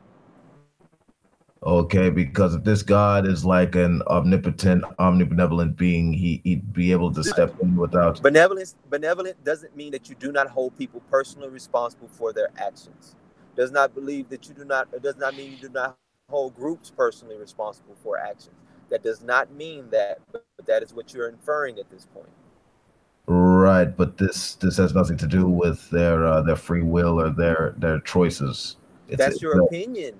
Can you understand that your opinion is it doesn't have anything to do with it, and that's how you're formulating the argument. From my point of view, it no. does have everything to do with it. So I'm not even recognizing your argument as being plausible unless you can prove to me that it has nothing whatsoever to do with their actions whatsoever. Okay, because this is the evidential problem of evil, right? I understand. Oh my It goodness! deals with Repeating it doesn't make you right. You know that, right? right. I'm explaining the I'm explaining the logic in the argument, right? That's I mean you did ask me to do that, and that's what I'm doing Okay. right now. No, Okay. I didn't ask you to do that at all. It I shows. understood Okay. that you Okay. are So I'm choosing showing. You did ask me a question. I just want to answer it real quick. to I mean, do can I do that, please? that. You're breaking up again. I wasn't saying anything. Okay. Um, yeah. So I'm just showing that the existence of evil, although logically consistent with God's existence, I'm granting that it counts against or lowers the probability of the truth of theism. That's what I'm arguing. I know that. I'm saying I don't see how, and you haven't given me any That's just an other argument from argument. incredulity. No, it's not. I'm asking you to. Okay, what is your firm example that we can look at and be like, yes, this is truly gratuitous evil? Because any example you give, right? I may, especially if it's some type of natural disaster or something, I'm gonna say, well, no, that's punishment. There's a difference. You see what I'm saying? You're So you can't imagine. So you can't punishment, so we'll be imagine nowhere. how. So you can't imagine a gratuitous evil that exists that can't be explained by divine punishment. Yes, if it is in fact that. I mean, that's what I'm saying. Like, I don't see how you could formulate an argument to get around theism by just saying, "Oh, well, I think this is gratuitous evil." You are actually have the burden of proof to prove that it is in fact gratuitous evil.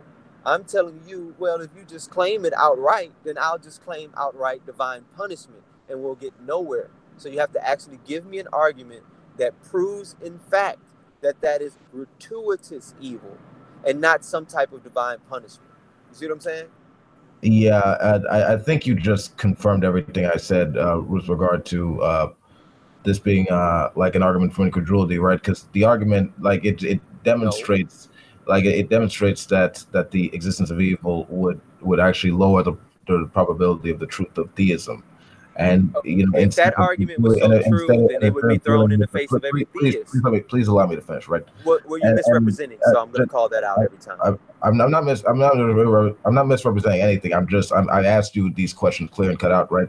And you haven't really like dealt with the criticisms. All you did is basically say, oh, I don't see how that's gratuitous evil. That's just divine punishment. That's an argument for incredulity. That doesn't address the criticisms. The argument was made, and you just sort of brushed it off. I mean, that's not really a substantive. Okay, I actually gave you a reason why. Like, I gave a reason why. Like, I said that, for instance, if, for instance, there could have been a punishment for an evil that was done, like that's what I gave. You're just claiming outright that it is gratuitous evil. I'm asking you, can you give me an example of a gratuitous evil and show me that it is in fact gratuitous evil? And then I would be able to understand your argument. You see what I'm saying? That's But not too much for me to ask you for told you to me do. earlier that you understood what a gratuitous evil was. Now you're saying No, I understand what the argument for it is. That's what I'm saying. I understand how it is defined. I'm not saying that there's been an adequate example of it given. That's what I'm saying. Can you give an adequate example of it? Just because I understand how to define it doesn't mean I agree with it. Those are two different things. I mean, okay. So I gave the examples of like the child suffering with a disease, or the like mass casualties as a result of a volcano or some hurricane or cancer or anything like that. Yes. Like you what you responded with is that, oh, that's just divine punishment.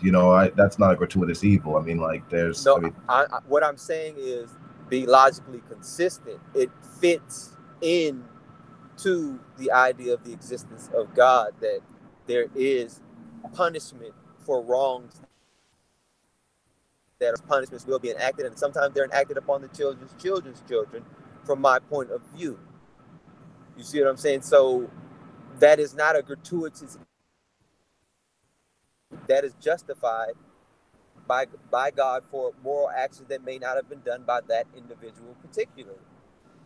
So even so, okay. So I'm just gonna ask this other question. Okay, so even if it doesn't invoke their free will, like this. Okay, even if it has nothing to do with human free will, right?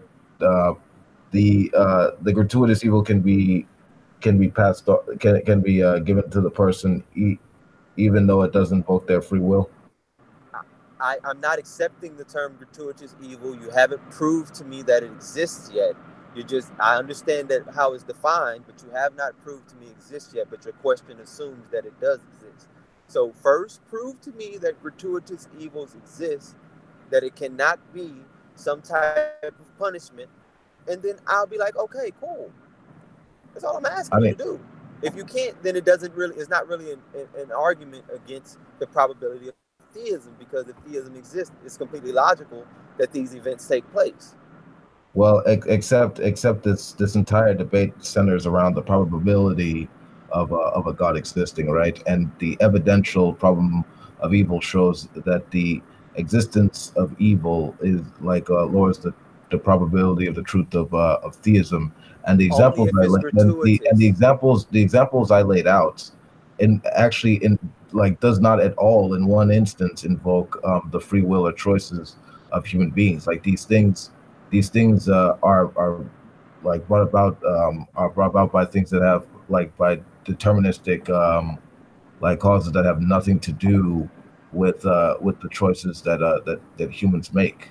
And every time I gave you an example, all you said was you brushed it aside and says, well, you know, God's just punishing them. You know, it has nothing to do with their free will. I mean, you know, God's punishing them. I mean, that's just not. That's no. not What I'm saying, it's not what I'm actually answer. saying.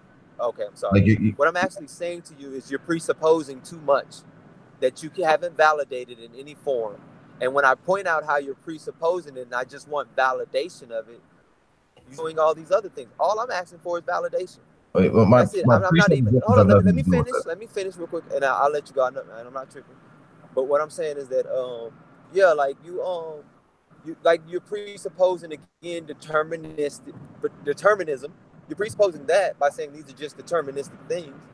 When I'm saying that if theism is true, which is my proposition, which I've given many reasons why I say that it is true, and then this is completely coherent with it due to the reasons I gave, and that you pointing them out doesn't lower the probability actually at all, unless you can actually prove that it is gratuitous, which I really don't think that that's a provable claim that you could hold up. I don't think you could prove that. Just be honest. Yeah, my presuppositions have nothing to do with the nature of the argument, right?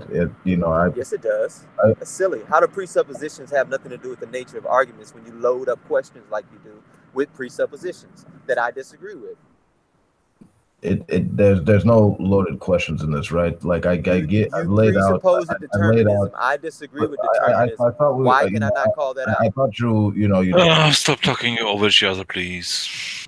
Yes. No, I'm just saying, P.O., why can I not call out his presuppositions and he not be held up to validate them? I was about to get into that, but you cut me off in mid-sentence. Okay, I'll mute myself. Yeah, thank you. Okay, so my presuppositions have nothing to do with it, right? Because I laid out an argument that is completely inductive. Okay, in this case, we're examining the idea of an omnibenevolent, omnipotent God, right? And how the fact that there exist instances of intense suffering that he could stop without losing some greater good or allowing some greater evil or anything like that. I've said that there existed instances of intense suffering that he could stop, but he doesn't. Therefore that would be that'd be evidence against this kind of God existing. All right, and every time I've given the examples, you haven't dealt with the examples. All you said was that, oh, I don't see how that's a gratuitous evil. I don't see how that's a gratuitous evil. all you've done is given me like just a cheap argument from incredulity, and that's not a good thing. And the really weird, ironic thing is that you say you don't like doing this, and you've invoked it in other cases, but I mean that's all you've given me in reference to this argument. So, I mean, we can move on. I like to the I guess to the like final argument, and then like let the audience decide. Okay. Just in response to that, real quick, because he argues his personal incredulity. You're breaking up again, James. So I'm just gonna. But I gave an actual reason for him. It is completely consistent with the point of view that I'm putting up. So he just can't deal with that. And again, like he says, omnibenevolent. I never made any such claim whatsoever about an omnibenevolent God. I said it could be the God of Spinoza. Spinoza isn't benevolent. Or I said he having points. He's not arguing with my points. He's bringing up points that he already has figured out in his head that he heard discussed many times.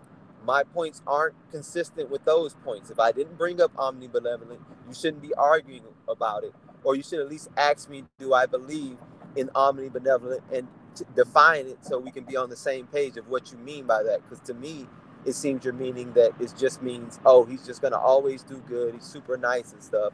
And not that he holds people personally responsible for their actions, and not that he punishes evil. In fact, you said that a god is the most good being in the world. This was your claim.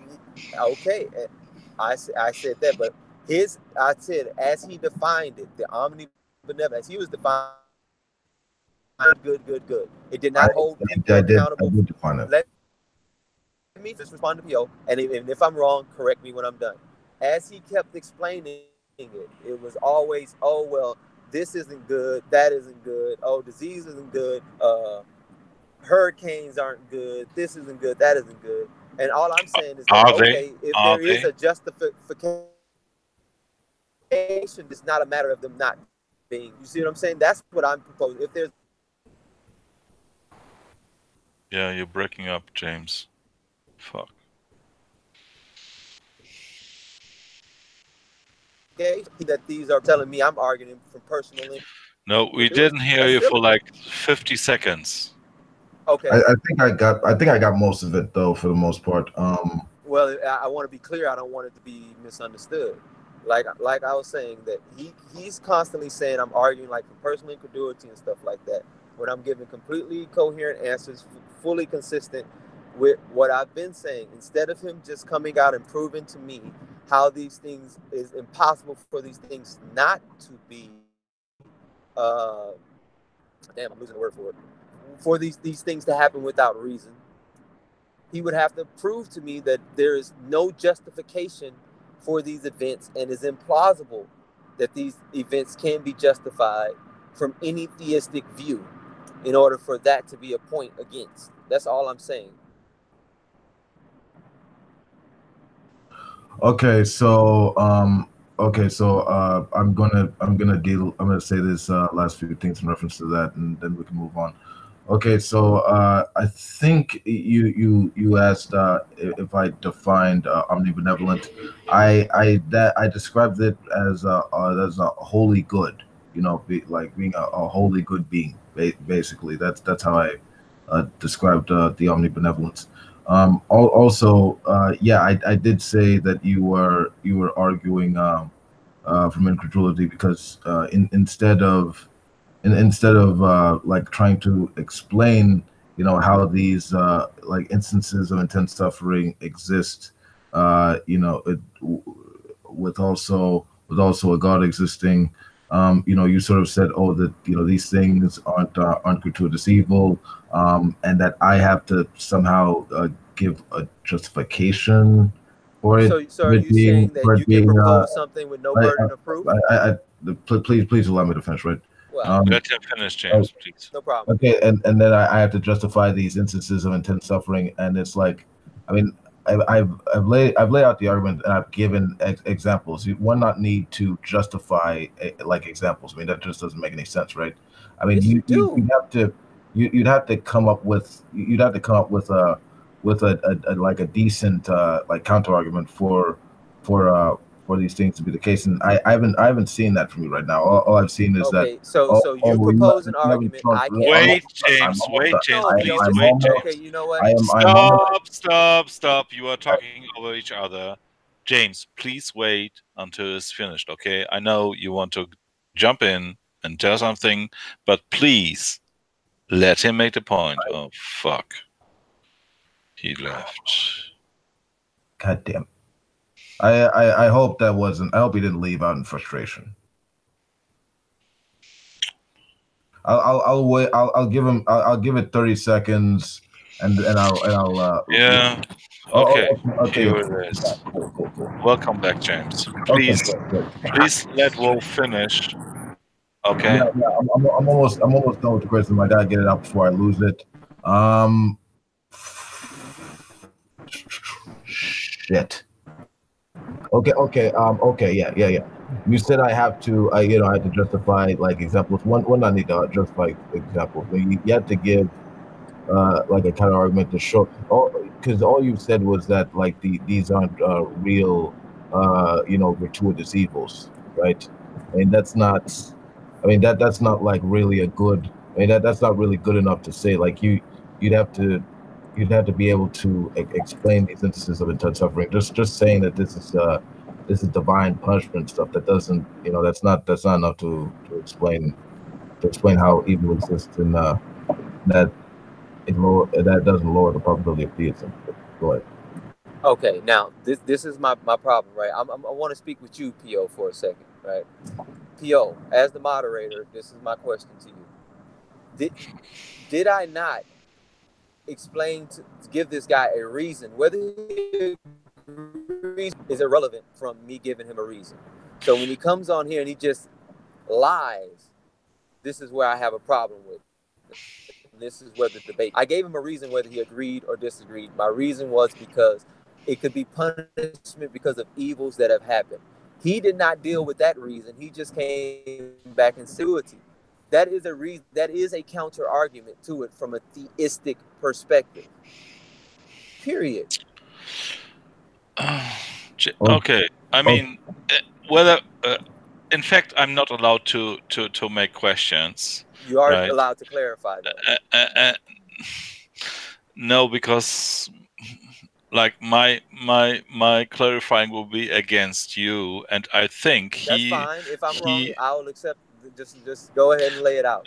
No. The main point I would like to ask you about this topic when we have 10 minutes to Q&A. And because I'm the only other guy who is in the panel, I would like to ask questions. And this is why I don't want to make now a statement about this, because in fact, I think Wolf answered your question. But I don't... I don't want to take sides, right? No, P.O. If I'm missing something, it is your job to clarify to me what I am missing. That's why I decided to talk to you. This will end up asking me questions, right? So, okay. Don't address. I would say, as a moderator, don't address my question, your question to my. Ask Wolf again to clarify his position, right? Well, I don't know because you guys both seem to see something that I'm missing. Okay. So, see what I'm saying? So that's what I'm trying to zero in on. What am I missing? Okay. So let me see. Let me see if I okay. Let me be real clear real quick on what I'm asking you real quick, Wolf, because I'm trying to figure out how is the answer from a theist perspective not that this could be possible because of evils that were done and that those evils must be punished. Go ahead. That's question for me, right? Yes. How could it not be to you. that? Let's say in 5 minutes we will open the Q&A stuff, and then I will be allowed to ask questions too. But until then, I still want to ask that question, but I just want to clarify one more thing, and also that I do think that it is relevant if with some of the presuppositions that you hold, because that has a lot to do with the topic. Presuppositions are fundamental to what you believe. So if I disagree with your presupposition, to point that out. Mm. Okay, so I mean, I don't like I said, my presupposition is irrelevant, right? That my just attacking, the fact that, oh, I think it's unlikely that there is a deity, that doesn't really deal with the reasons for why I think it's unlikely, right? So the whole thing of, if you, for example, saying that, God is punishing, he's punishing like evil people because of what they do with natural evil, like, these things that exist, that aren't people, that have nothing to do. It has no it has no real connection to their free will, right? I mean, that I don't. I mean, Okay, the that's your natural evil opinion, bro. criticism. It even. I mean, God, such a God would not agree. I mean, a God like this would not be expected to tolerate natural evils like this. If they have no connection to free will. If he cares about free will, he'd be able to go in and stop these things without losing some greater good or allowing some greater evil. I mean, this is simple. If they, but if they did something wrong, right? That's what I'm saying. That is my example that I gave in contradiction to what you said. They actually did something wrong. Right now, you're saying it's a gratuitous evil. But it could have been 10, 20 years ago that they themselves did a great evil, and then this is just justification for that evil. Or they could have continuously been doing the evil, and this is justification from that evil if a God exists. That's what I'm saying. It's coherent from my perspective if a God exists. It's coherent from your perspective if a God doesn't exist. So they're both coherent views. So I'm asking you, from your position, why does it have that way? You see what I'm saying? Why does it have to be what? Why does it have to be what way?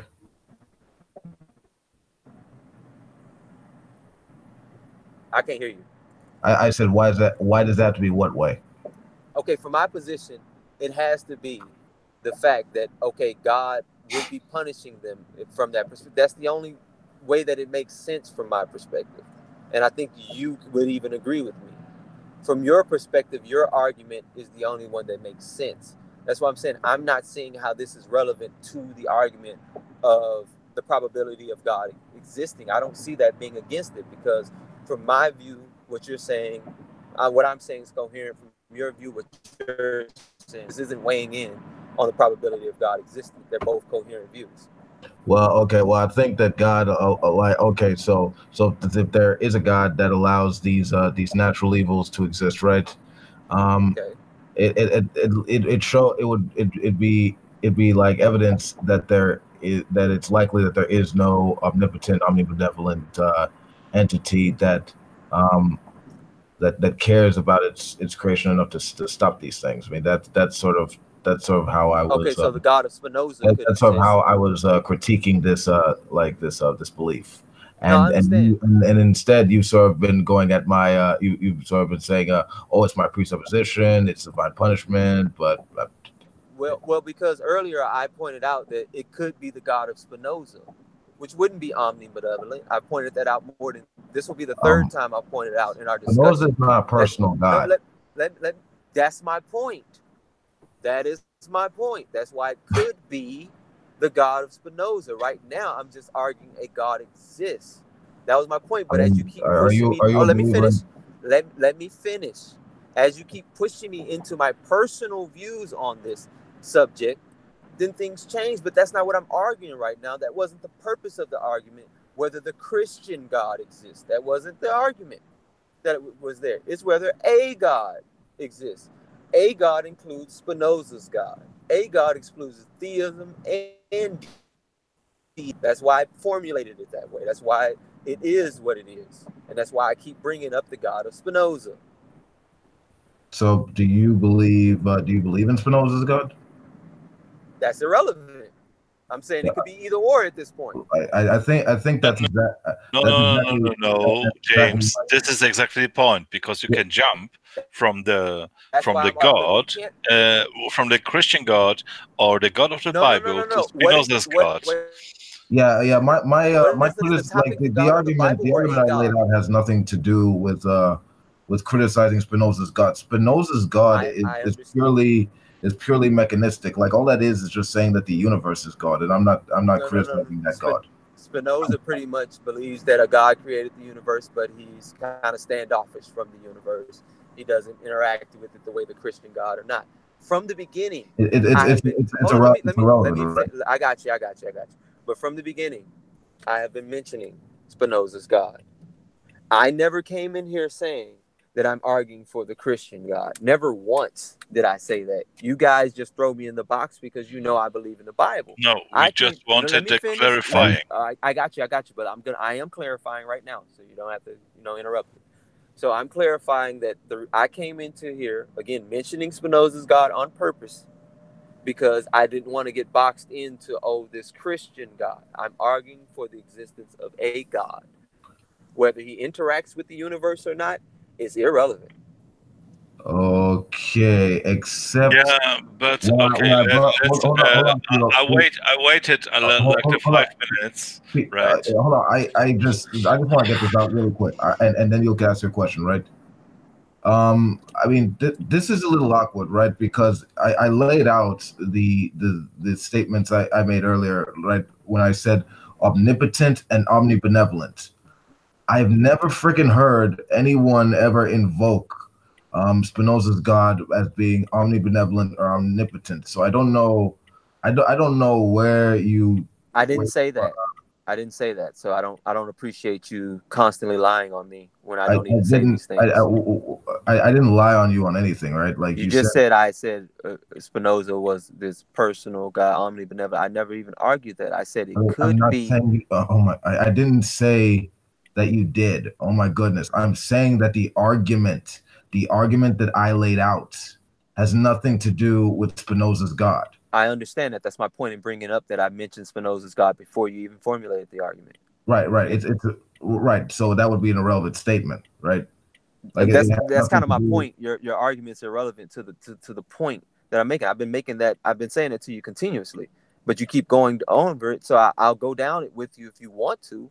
But it's kind of relevant to the point I've been making because I've been mentioning it could be Spinoza's God or the God of the Bible, a theist or a deist God. No, I've been mentioning that on purpose. So I guess that I'm arguing back to my original statement, right? I don't think any gods exist, and I was mainly arguing against a specific a deity existing that is that isn't an analogy for the universe or anything like that, like something. Spinoza isn't either. Spinoza's God isn't. You should really read into James. But I have to say something. I'm sorry. I just P.O. do not interfere with our You can go ahead, P.O. You can go ahead. I think we've sort of reached an impasse. No, the main point is you were talking about stuff like objective morals that could exist regardless of. Wait.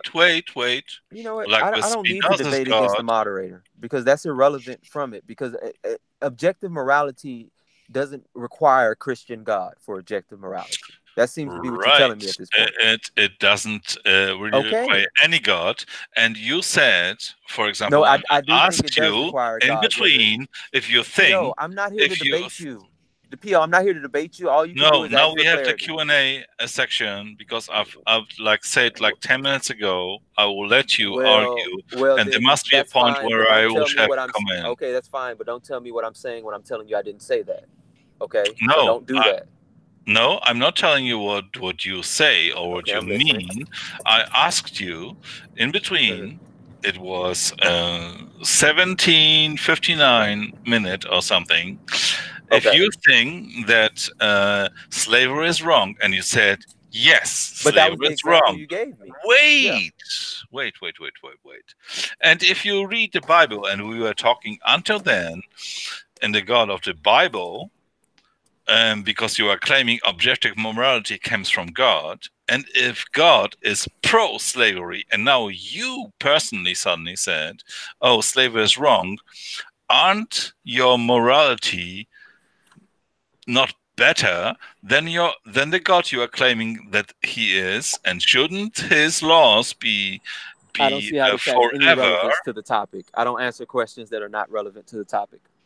No, this was the question, because the starting point of the whole Facts. conversation was like morality was the first point we were talking about, and you Okay, so told me that slavery is wrong, and the Bible, God of Spinoza's too, comes from the Bible. Slavery is okay. And now when did the suddenly God you of are Spinoza more come from the Bible? moral, or you what? Whoa. See, Spinoza this is was what a Jew, right? wow. Am I ever going to be able to respond? Because you've been a moderator that's been biased Yeah. the whole time, Yeah. interfering with the whole debate, I jumping in at different I times. didn't do So it. I'm doing it now. Oh, okay. So you're not going to let me. Okay. All right. No, I did. Appreciate you. Yeah, go on. Okay. Thank you. I'll just wait because I don't want to overtalk the moderator. Okay. Again, the argument was only argument I put forth was for objective morality existing, and if objective morality existed, therefore God exists. Whether it's the God of Spinoza, whether it's the God of the Bible, he went down the rabbit hole of the slavery comment, not me. That was his example. If you want to question him on his example, you go for it all day. Look, it's not even about whether I agree with everything God says. If he exists, he is the standard for objective morality. So I can be wrong. My opinion can be wrong, but his is right because he's God. So that's irrelevant to whether he exists or not. The argument is whether it's probable for him to exist or not. Whether I agree with his morality or not. You're right about this. Let me finish. Let me it's PO. no, I cannot let you finish, because now you you pointed out that you have a different moral values that the God have, because the God of the Bible, again, the God of the debate Torah, is not about and the God of Spinoza. Oh my goodness. Slavery is fine. So your personal opinions are very different to the God of the Bible. So what, P.O.? That's my whole point. You keep going down this point No. that had nothing. Let me finish. If you will be consistent, you will say slavery is quite right. Hey, Wolf, this is who you chose for a moderator, a guy that makes a point. No, I'm not moderator anymore. No. I know he chose you specifically because of who you are and the way you act, but you have to let me respond to you, P.O. Okay. So I don't allow to say anything. Am I allowed to respond? No. You spoke 3 times in a row here, and every time I get a sentence out, you'll go again. I would love people to rewind. You spoke for a minute. I got a half a sentence out, and you jumped on me again without even letting me finish. That is not the way a debate goes. That is not the way views are heard and then competed against. That's just not how it's done. Okay? So again, all I point out was the topic of the debate is not about whether I agree with everything put in the Bible or not. That is not the topic of the debate. The topic of the debate is whether it's more probable or not a God exists or not. Again, I put out the topic of Spinoza's God as well in order for you guys to not be able to box me into that conversation, because it's not about whether the Christian God exists or not. It's about whether a God exists or not. But if you give me examples from the Bible, I will give you my honest opinion, whether I agree completely with God or not, because it's not about me agreeing with him. He's morally right. If I may, I think there's a question in the live chat. Okay. Okay. So Hannibal, I think P.O., could you ask this? Could you read the question, please? You're the moderator. This guy is no. The next one. How is that not relevant? If you can't find internet. Okay, no. The last one. Well, why can't he read that one? That one sound good. Okay, yeah. Go ahead. If this the very last one. No. Go If ahead. The this one about how is this deity, not relevant. I'm curious about that question. It sounded. okay, how is this not relevant? If you can find inherent contradictions with an objective moral lawgiver, how else would you prove a deity is contradictory within his worldview? Well, it would again objective morality. Again, I'm not coming out of a particular book with this objective morality. I mean, we can decide later on, as he gave an example, that something is wrong, and we can view it as objectively wrong, which means it was wrong during the time that people did it, regardless of their views during that time. It was still wrong. So we can come to those determinations. We discover our morals. They're not something, that they're innate within us, placed within us from our view, from my view. So, I mean, again, I don't see how that was relevant. The main point is you are talking about objective morals as a proof of God, and suddenly you have different moral views than a God had. No.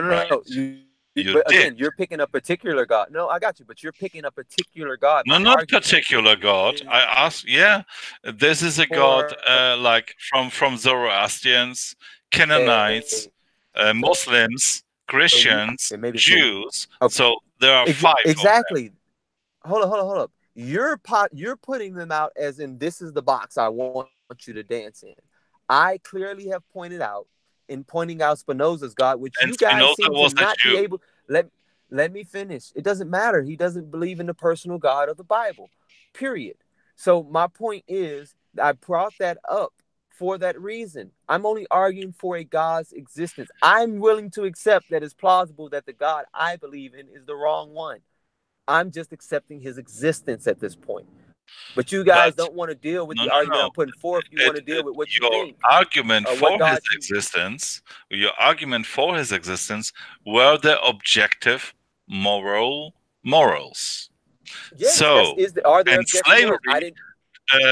are existent even in Egypt. Wait a minute. Did I say Egypt where objective morality was and they are existing in northern religion. That make it objectively right, though, P.O. That doesn't make it objectively right just because people say that. So there is no objectively right in a religion. No, right? That's my point. No. You're saying subjectively, P.O. As you point out, because in order for it to be objectively wrong, it has to be wrong regardless of whether people say it's wrong, right, or wrong. It has to be objectively wrong. A million people can vote and change the law that say murder is okay. That does not then make murder morally right. It just means the people say it's okay. It's still objectively wrong. P.O., could you ask the second question in the live chat, please? After that, if his deity is non-something. Yeah. If this deity is non-interventionalist, how is he discerning the values the deity holds? This is also will be my question. Based on one time you say, "Oh, I'm not talking about P.O. I'm answering their question, not yours. Now I know. Yeah. Notice how aggressive P.O. gets. I cannot sit here and debate you, P.O., the questions out there, and the guy I'm debating against. It can't be 3 against 1. Okay. So P.O., you either need to be a moderator or you need to just get off the call. Figure out what you're gonna do because your job is to be a moderator. James, go ahead. Okay. All right. Anyway, as far as me, I don't understand how the question is relevant if I'm including Spinoza's God as being plausible, and I'm including the fact that it's plausible that the God I believe in may just particularly not be the right God, or maybe I have the wrong perception of that God. I don't have everything there is to know about it. I think she was asking, so do you think, so is the God you're arguing for does he intervene or is he just inanimate? Well, yeah, that's why I'm including Spinoza's God. It could be either or. I'm just arguing for the existence of a God. Period. Yeah. Period. You see what I'm saying? Sure. But is Yeah. this version of the God? There is no version. This God is a blank. Is just God. Put it like this. All right. How about this? Spinoza's God's on the table now. I haven't gotten to any period where we can get to any specific God yet. I don't think that is appropriate to skip over thousands of reasons of what brings you to a particular God without dealing with the fundamental thing of whether a God exists or not, or whether this is even probable or not. I think that is the issue we're fundamentally dealing with. That is the reason for the debate. That's the reason I chose the topic of the debate. And I thought me including Spinoza's God in this would have made that clear. My fault if it wasn't. So your God the God you're arguing for does intervene, It's plausible he does. He you could also not. mentioned, because you mentioned divine punishment and all that stuff. Wait. So I mean, I would believe that's an That intervention. wouldn't require intervention. Not if you set up a closed system to function. Wait a minute, I'm explaining why. So allow me to explain why. I said it does not, because if you set up put a perfect analogy is a video game. A video game has rules and regulations. It has punishments for actions. It does not require the programmer of the video game to be present in every single second of the video gaming.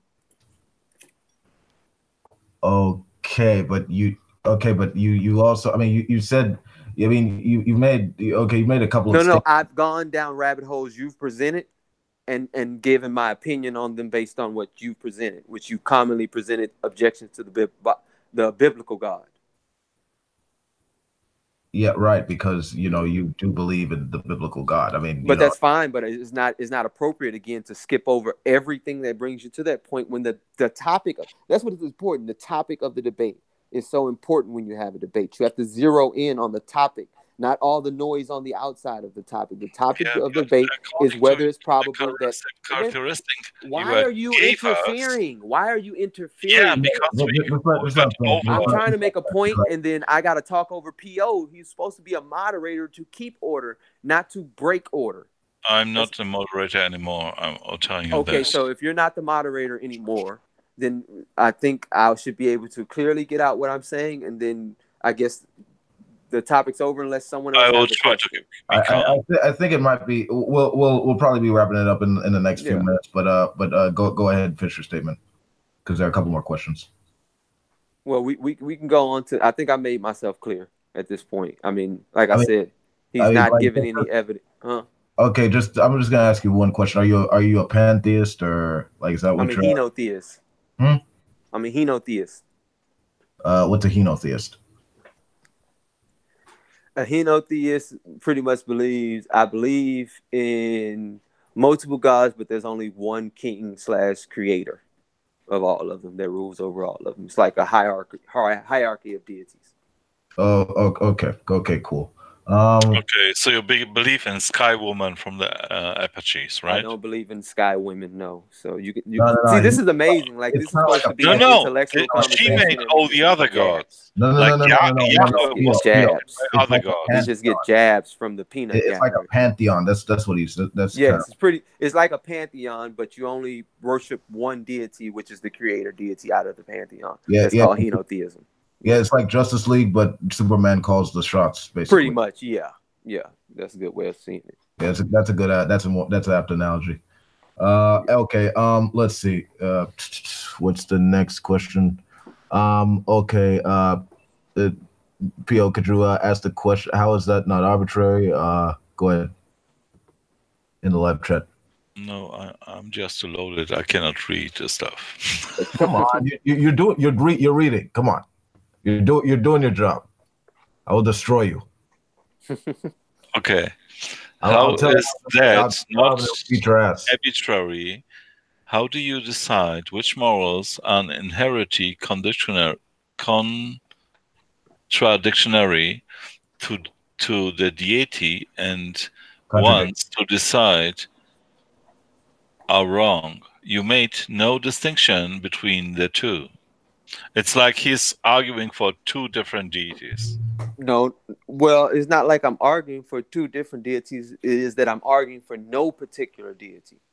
I think I've made that abundantly clear at this point. I'm arguing for no particular deity, but what you guys are doing is pushing past again every reason that I have to predict a certain deity, which is why I'm not going down, trying not to go down that rabbit hole y'all was in, because then it'll be a straw man to the max. So instead of going there, I'm trying to stick primarily to the topic, which is whether it's more probable or not a God exists. And I don't think, and personally, any examples have been given which makes it less likely for a God to exist. It just means the God that exists is not the one that we may think James or like. Okay. I'm listening to you and your argumentation. So you're like, there is gods, and they might not be a God. So we have like 10,000 of gods. We have like 10,000 of gods, which are not true, and we know that they are not true. Like a Viking or Greeks or whatsoever.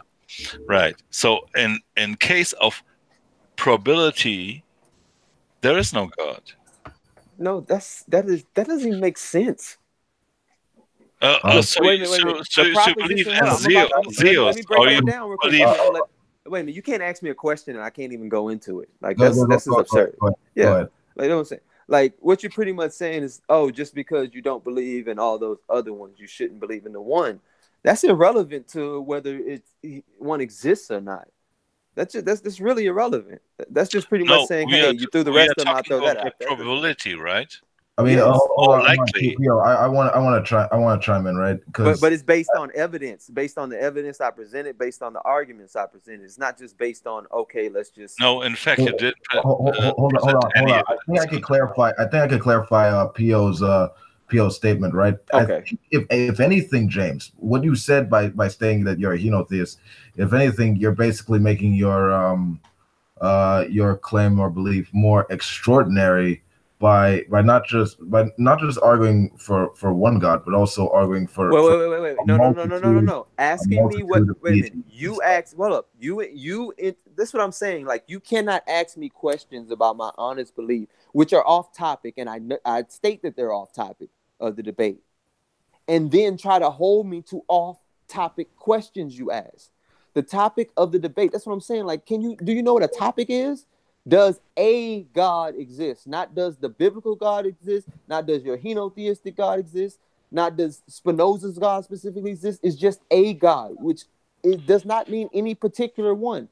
But because you can't deal. Well, let me finish. Because in order for you to combat the arguments that I'm putting forth, you're trying to zero in on the Christian God and poke and prod at him. Which I don't care if you zero in on him and poke and prod at him, because he's not the fundamental part of the argument I'm making at this moment. You cannot skip over the argument I'm making to deal with other things that I didn't include in this argument.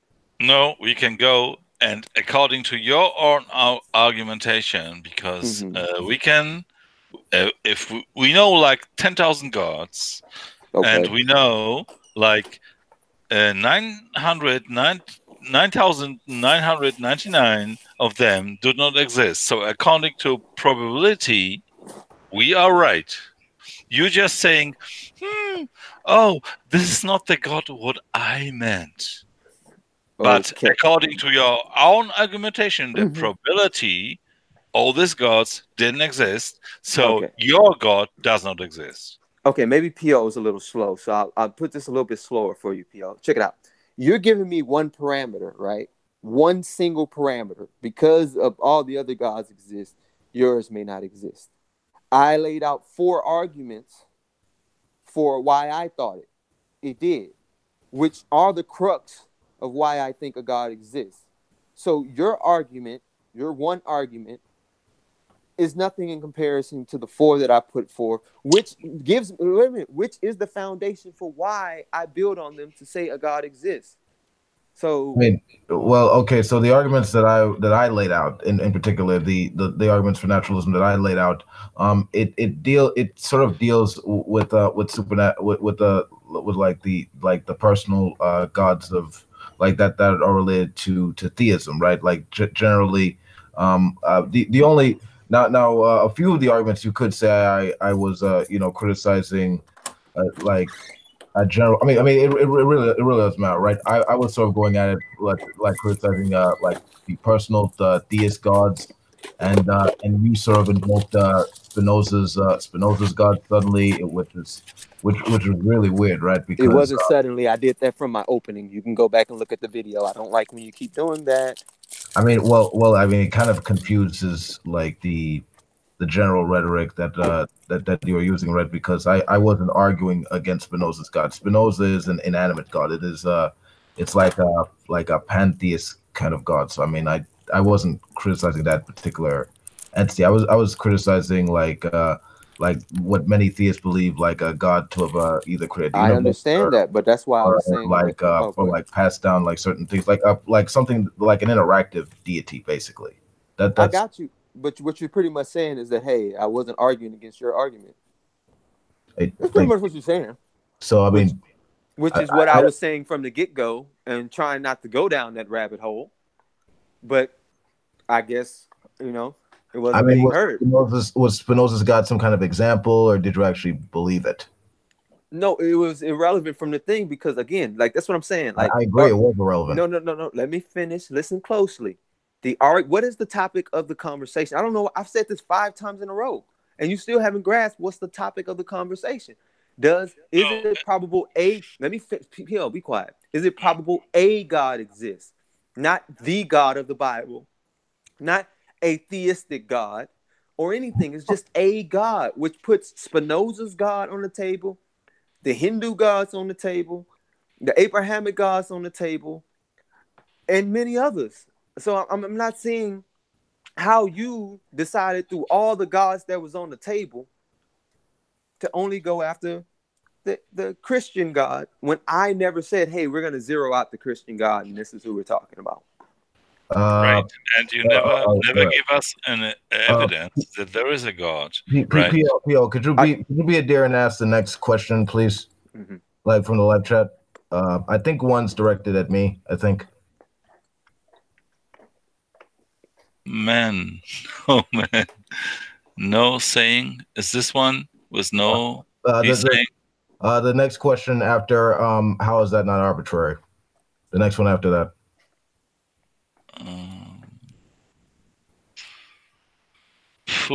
There are many after this. Like the next one after how is that not arbitrary? Okay, dude, this one. The one that says wolf. Is this is something?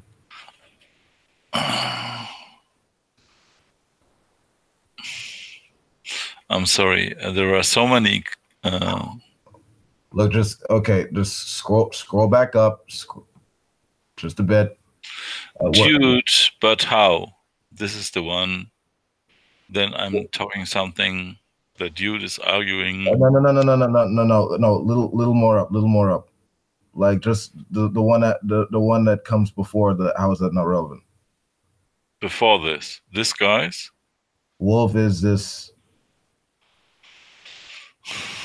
No, read it for yourself because I cannot find it. What the fuck, man? I mean, like, wow, wolf is this guy for real? I guess so. I mean, was that so fucking hard, man? But really, like this is amazing to me. Like you act like you're having an intellectual conversation and you're condescending at every turn. It's extremely. I was talking about P.O. I know like that, for a comment. What was it? Why did you choose that question? Like that's not a question. That's not even a real question to be even asked. But you do it because you want to be a jokester. But it's fine because you don't have any intellectual arguments and you haven't presented any today. So I'll just say goodbye to you guys. You guys have a great day. It was fun doing this with you guys, but the childishness has come to the max. I mean, if anything, I've been cordial to you. That was criticizing more P.O. Oh, he's gone. Dude, you suck. Why couldn't you read that? Yeah, which one? Because the YouTube chat is much more fast or less fast. I'm a silent dick. All right. So that's that's the hangout, ladies and gentlemen. Wolf King versus James Cassel. The likelihood of the existence of gods. Yeah. I'd like to thank Pio. I'd like to thank Revy for helping. Thank you for having me. Thank you, Hannah, for the questions. And take care of yourselves and hail Satan. Have a nice day. Yeah. Have fun.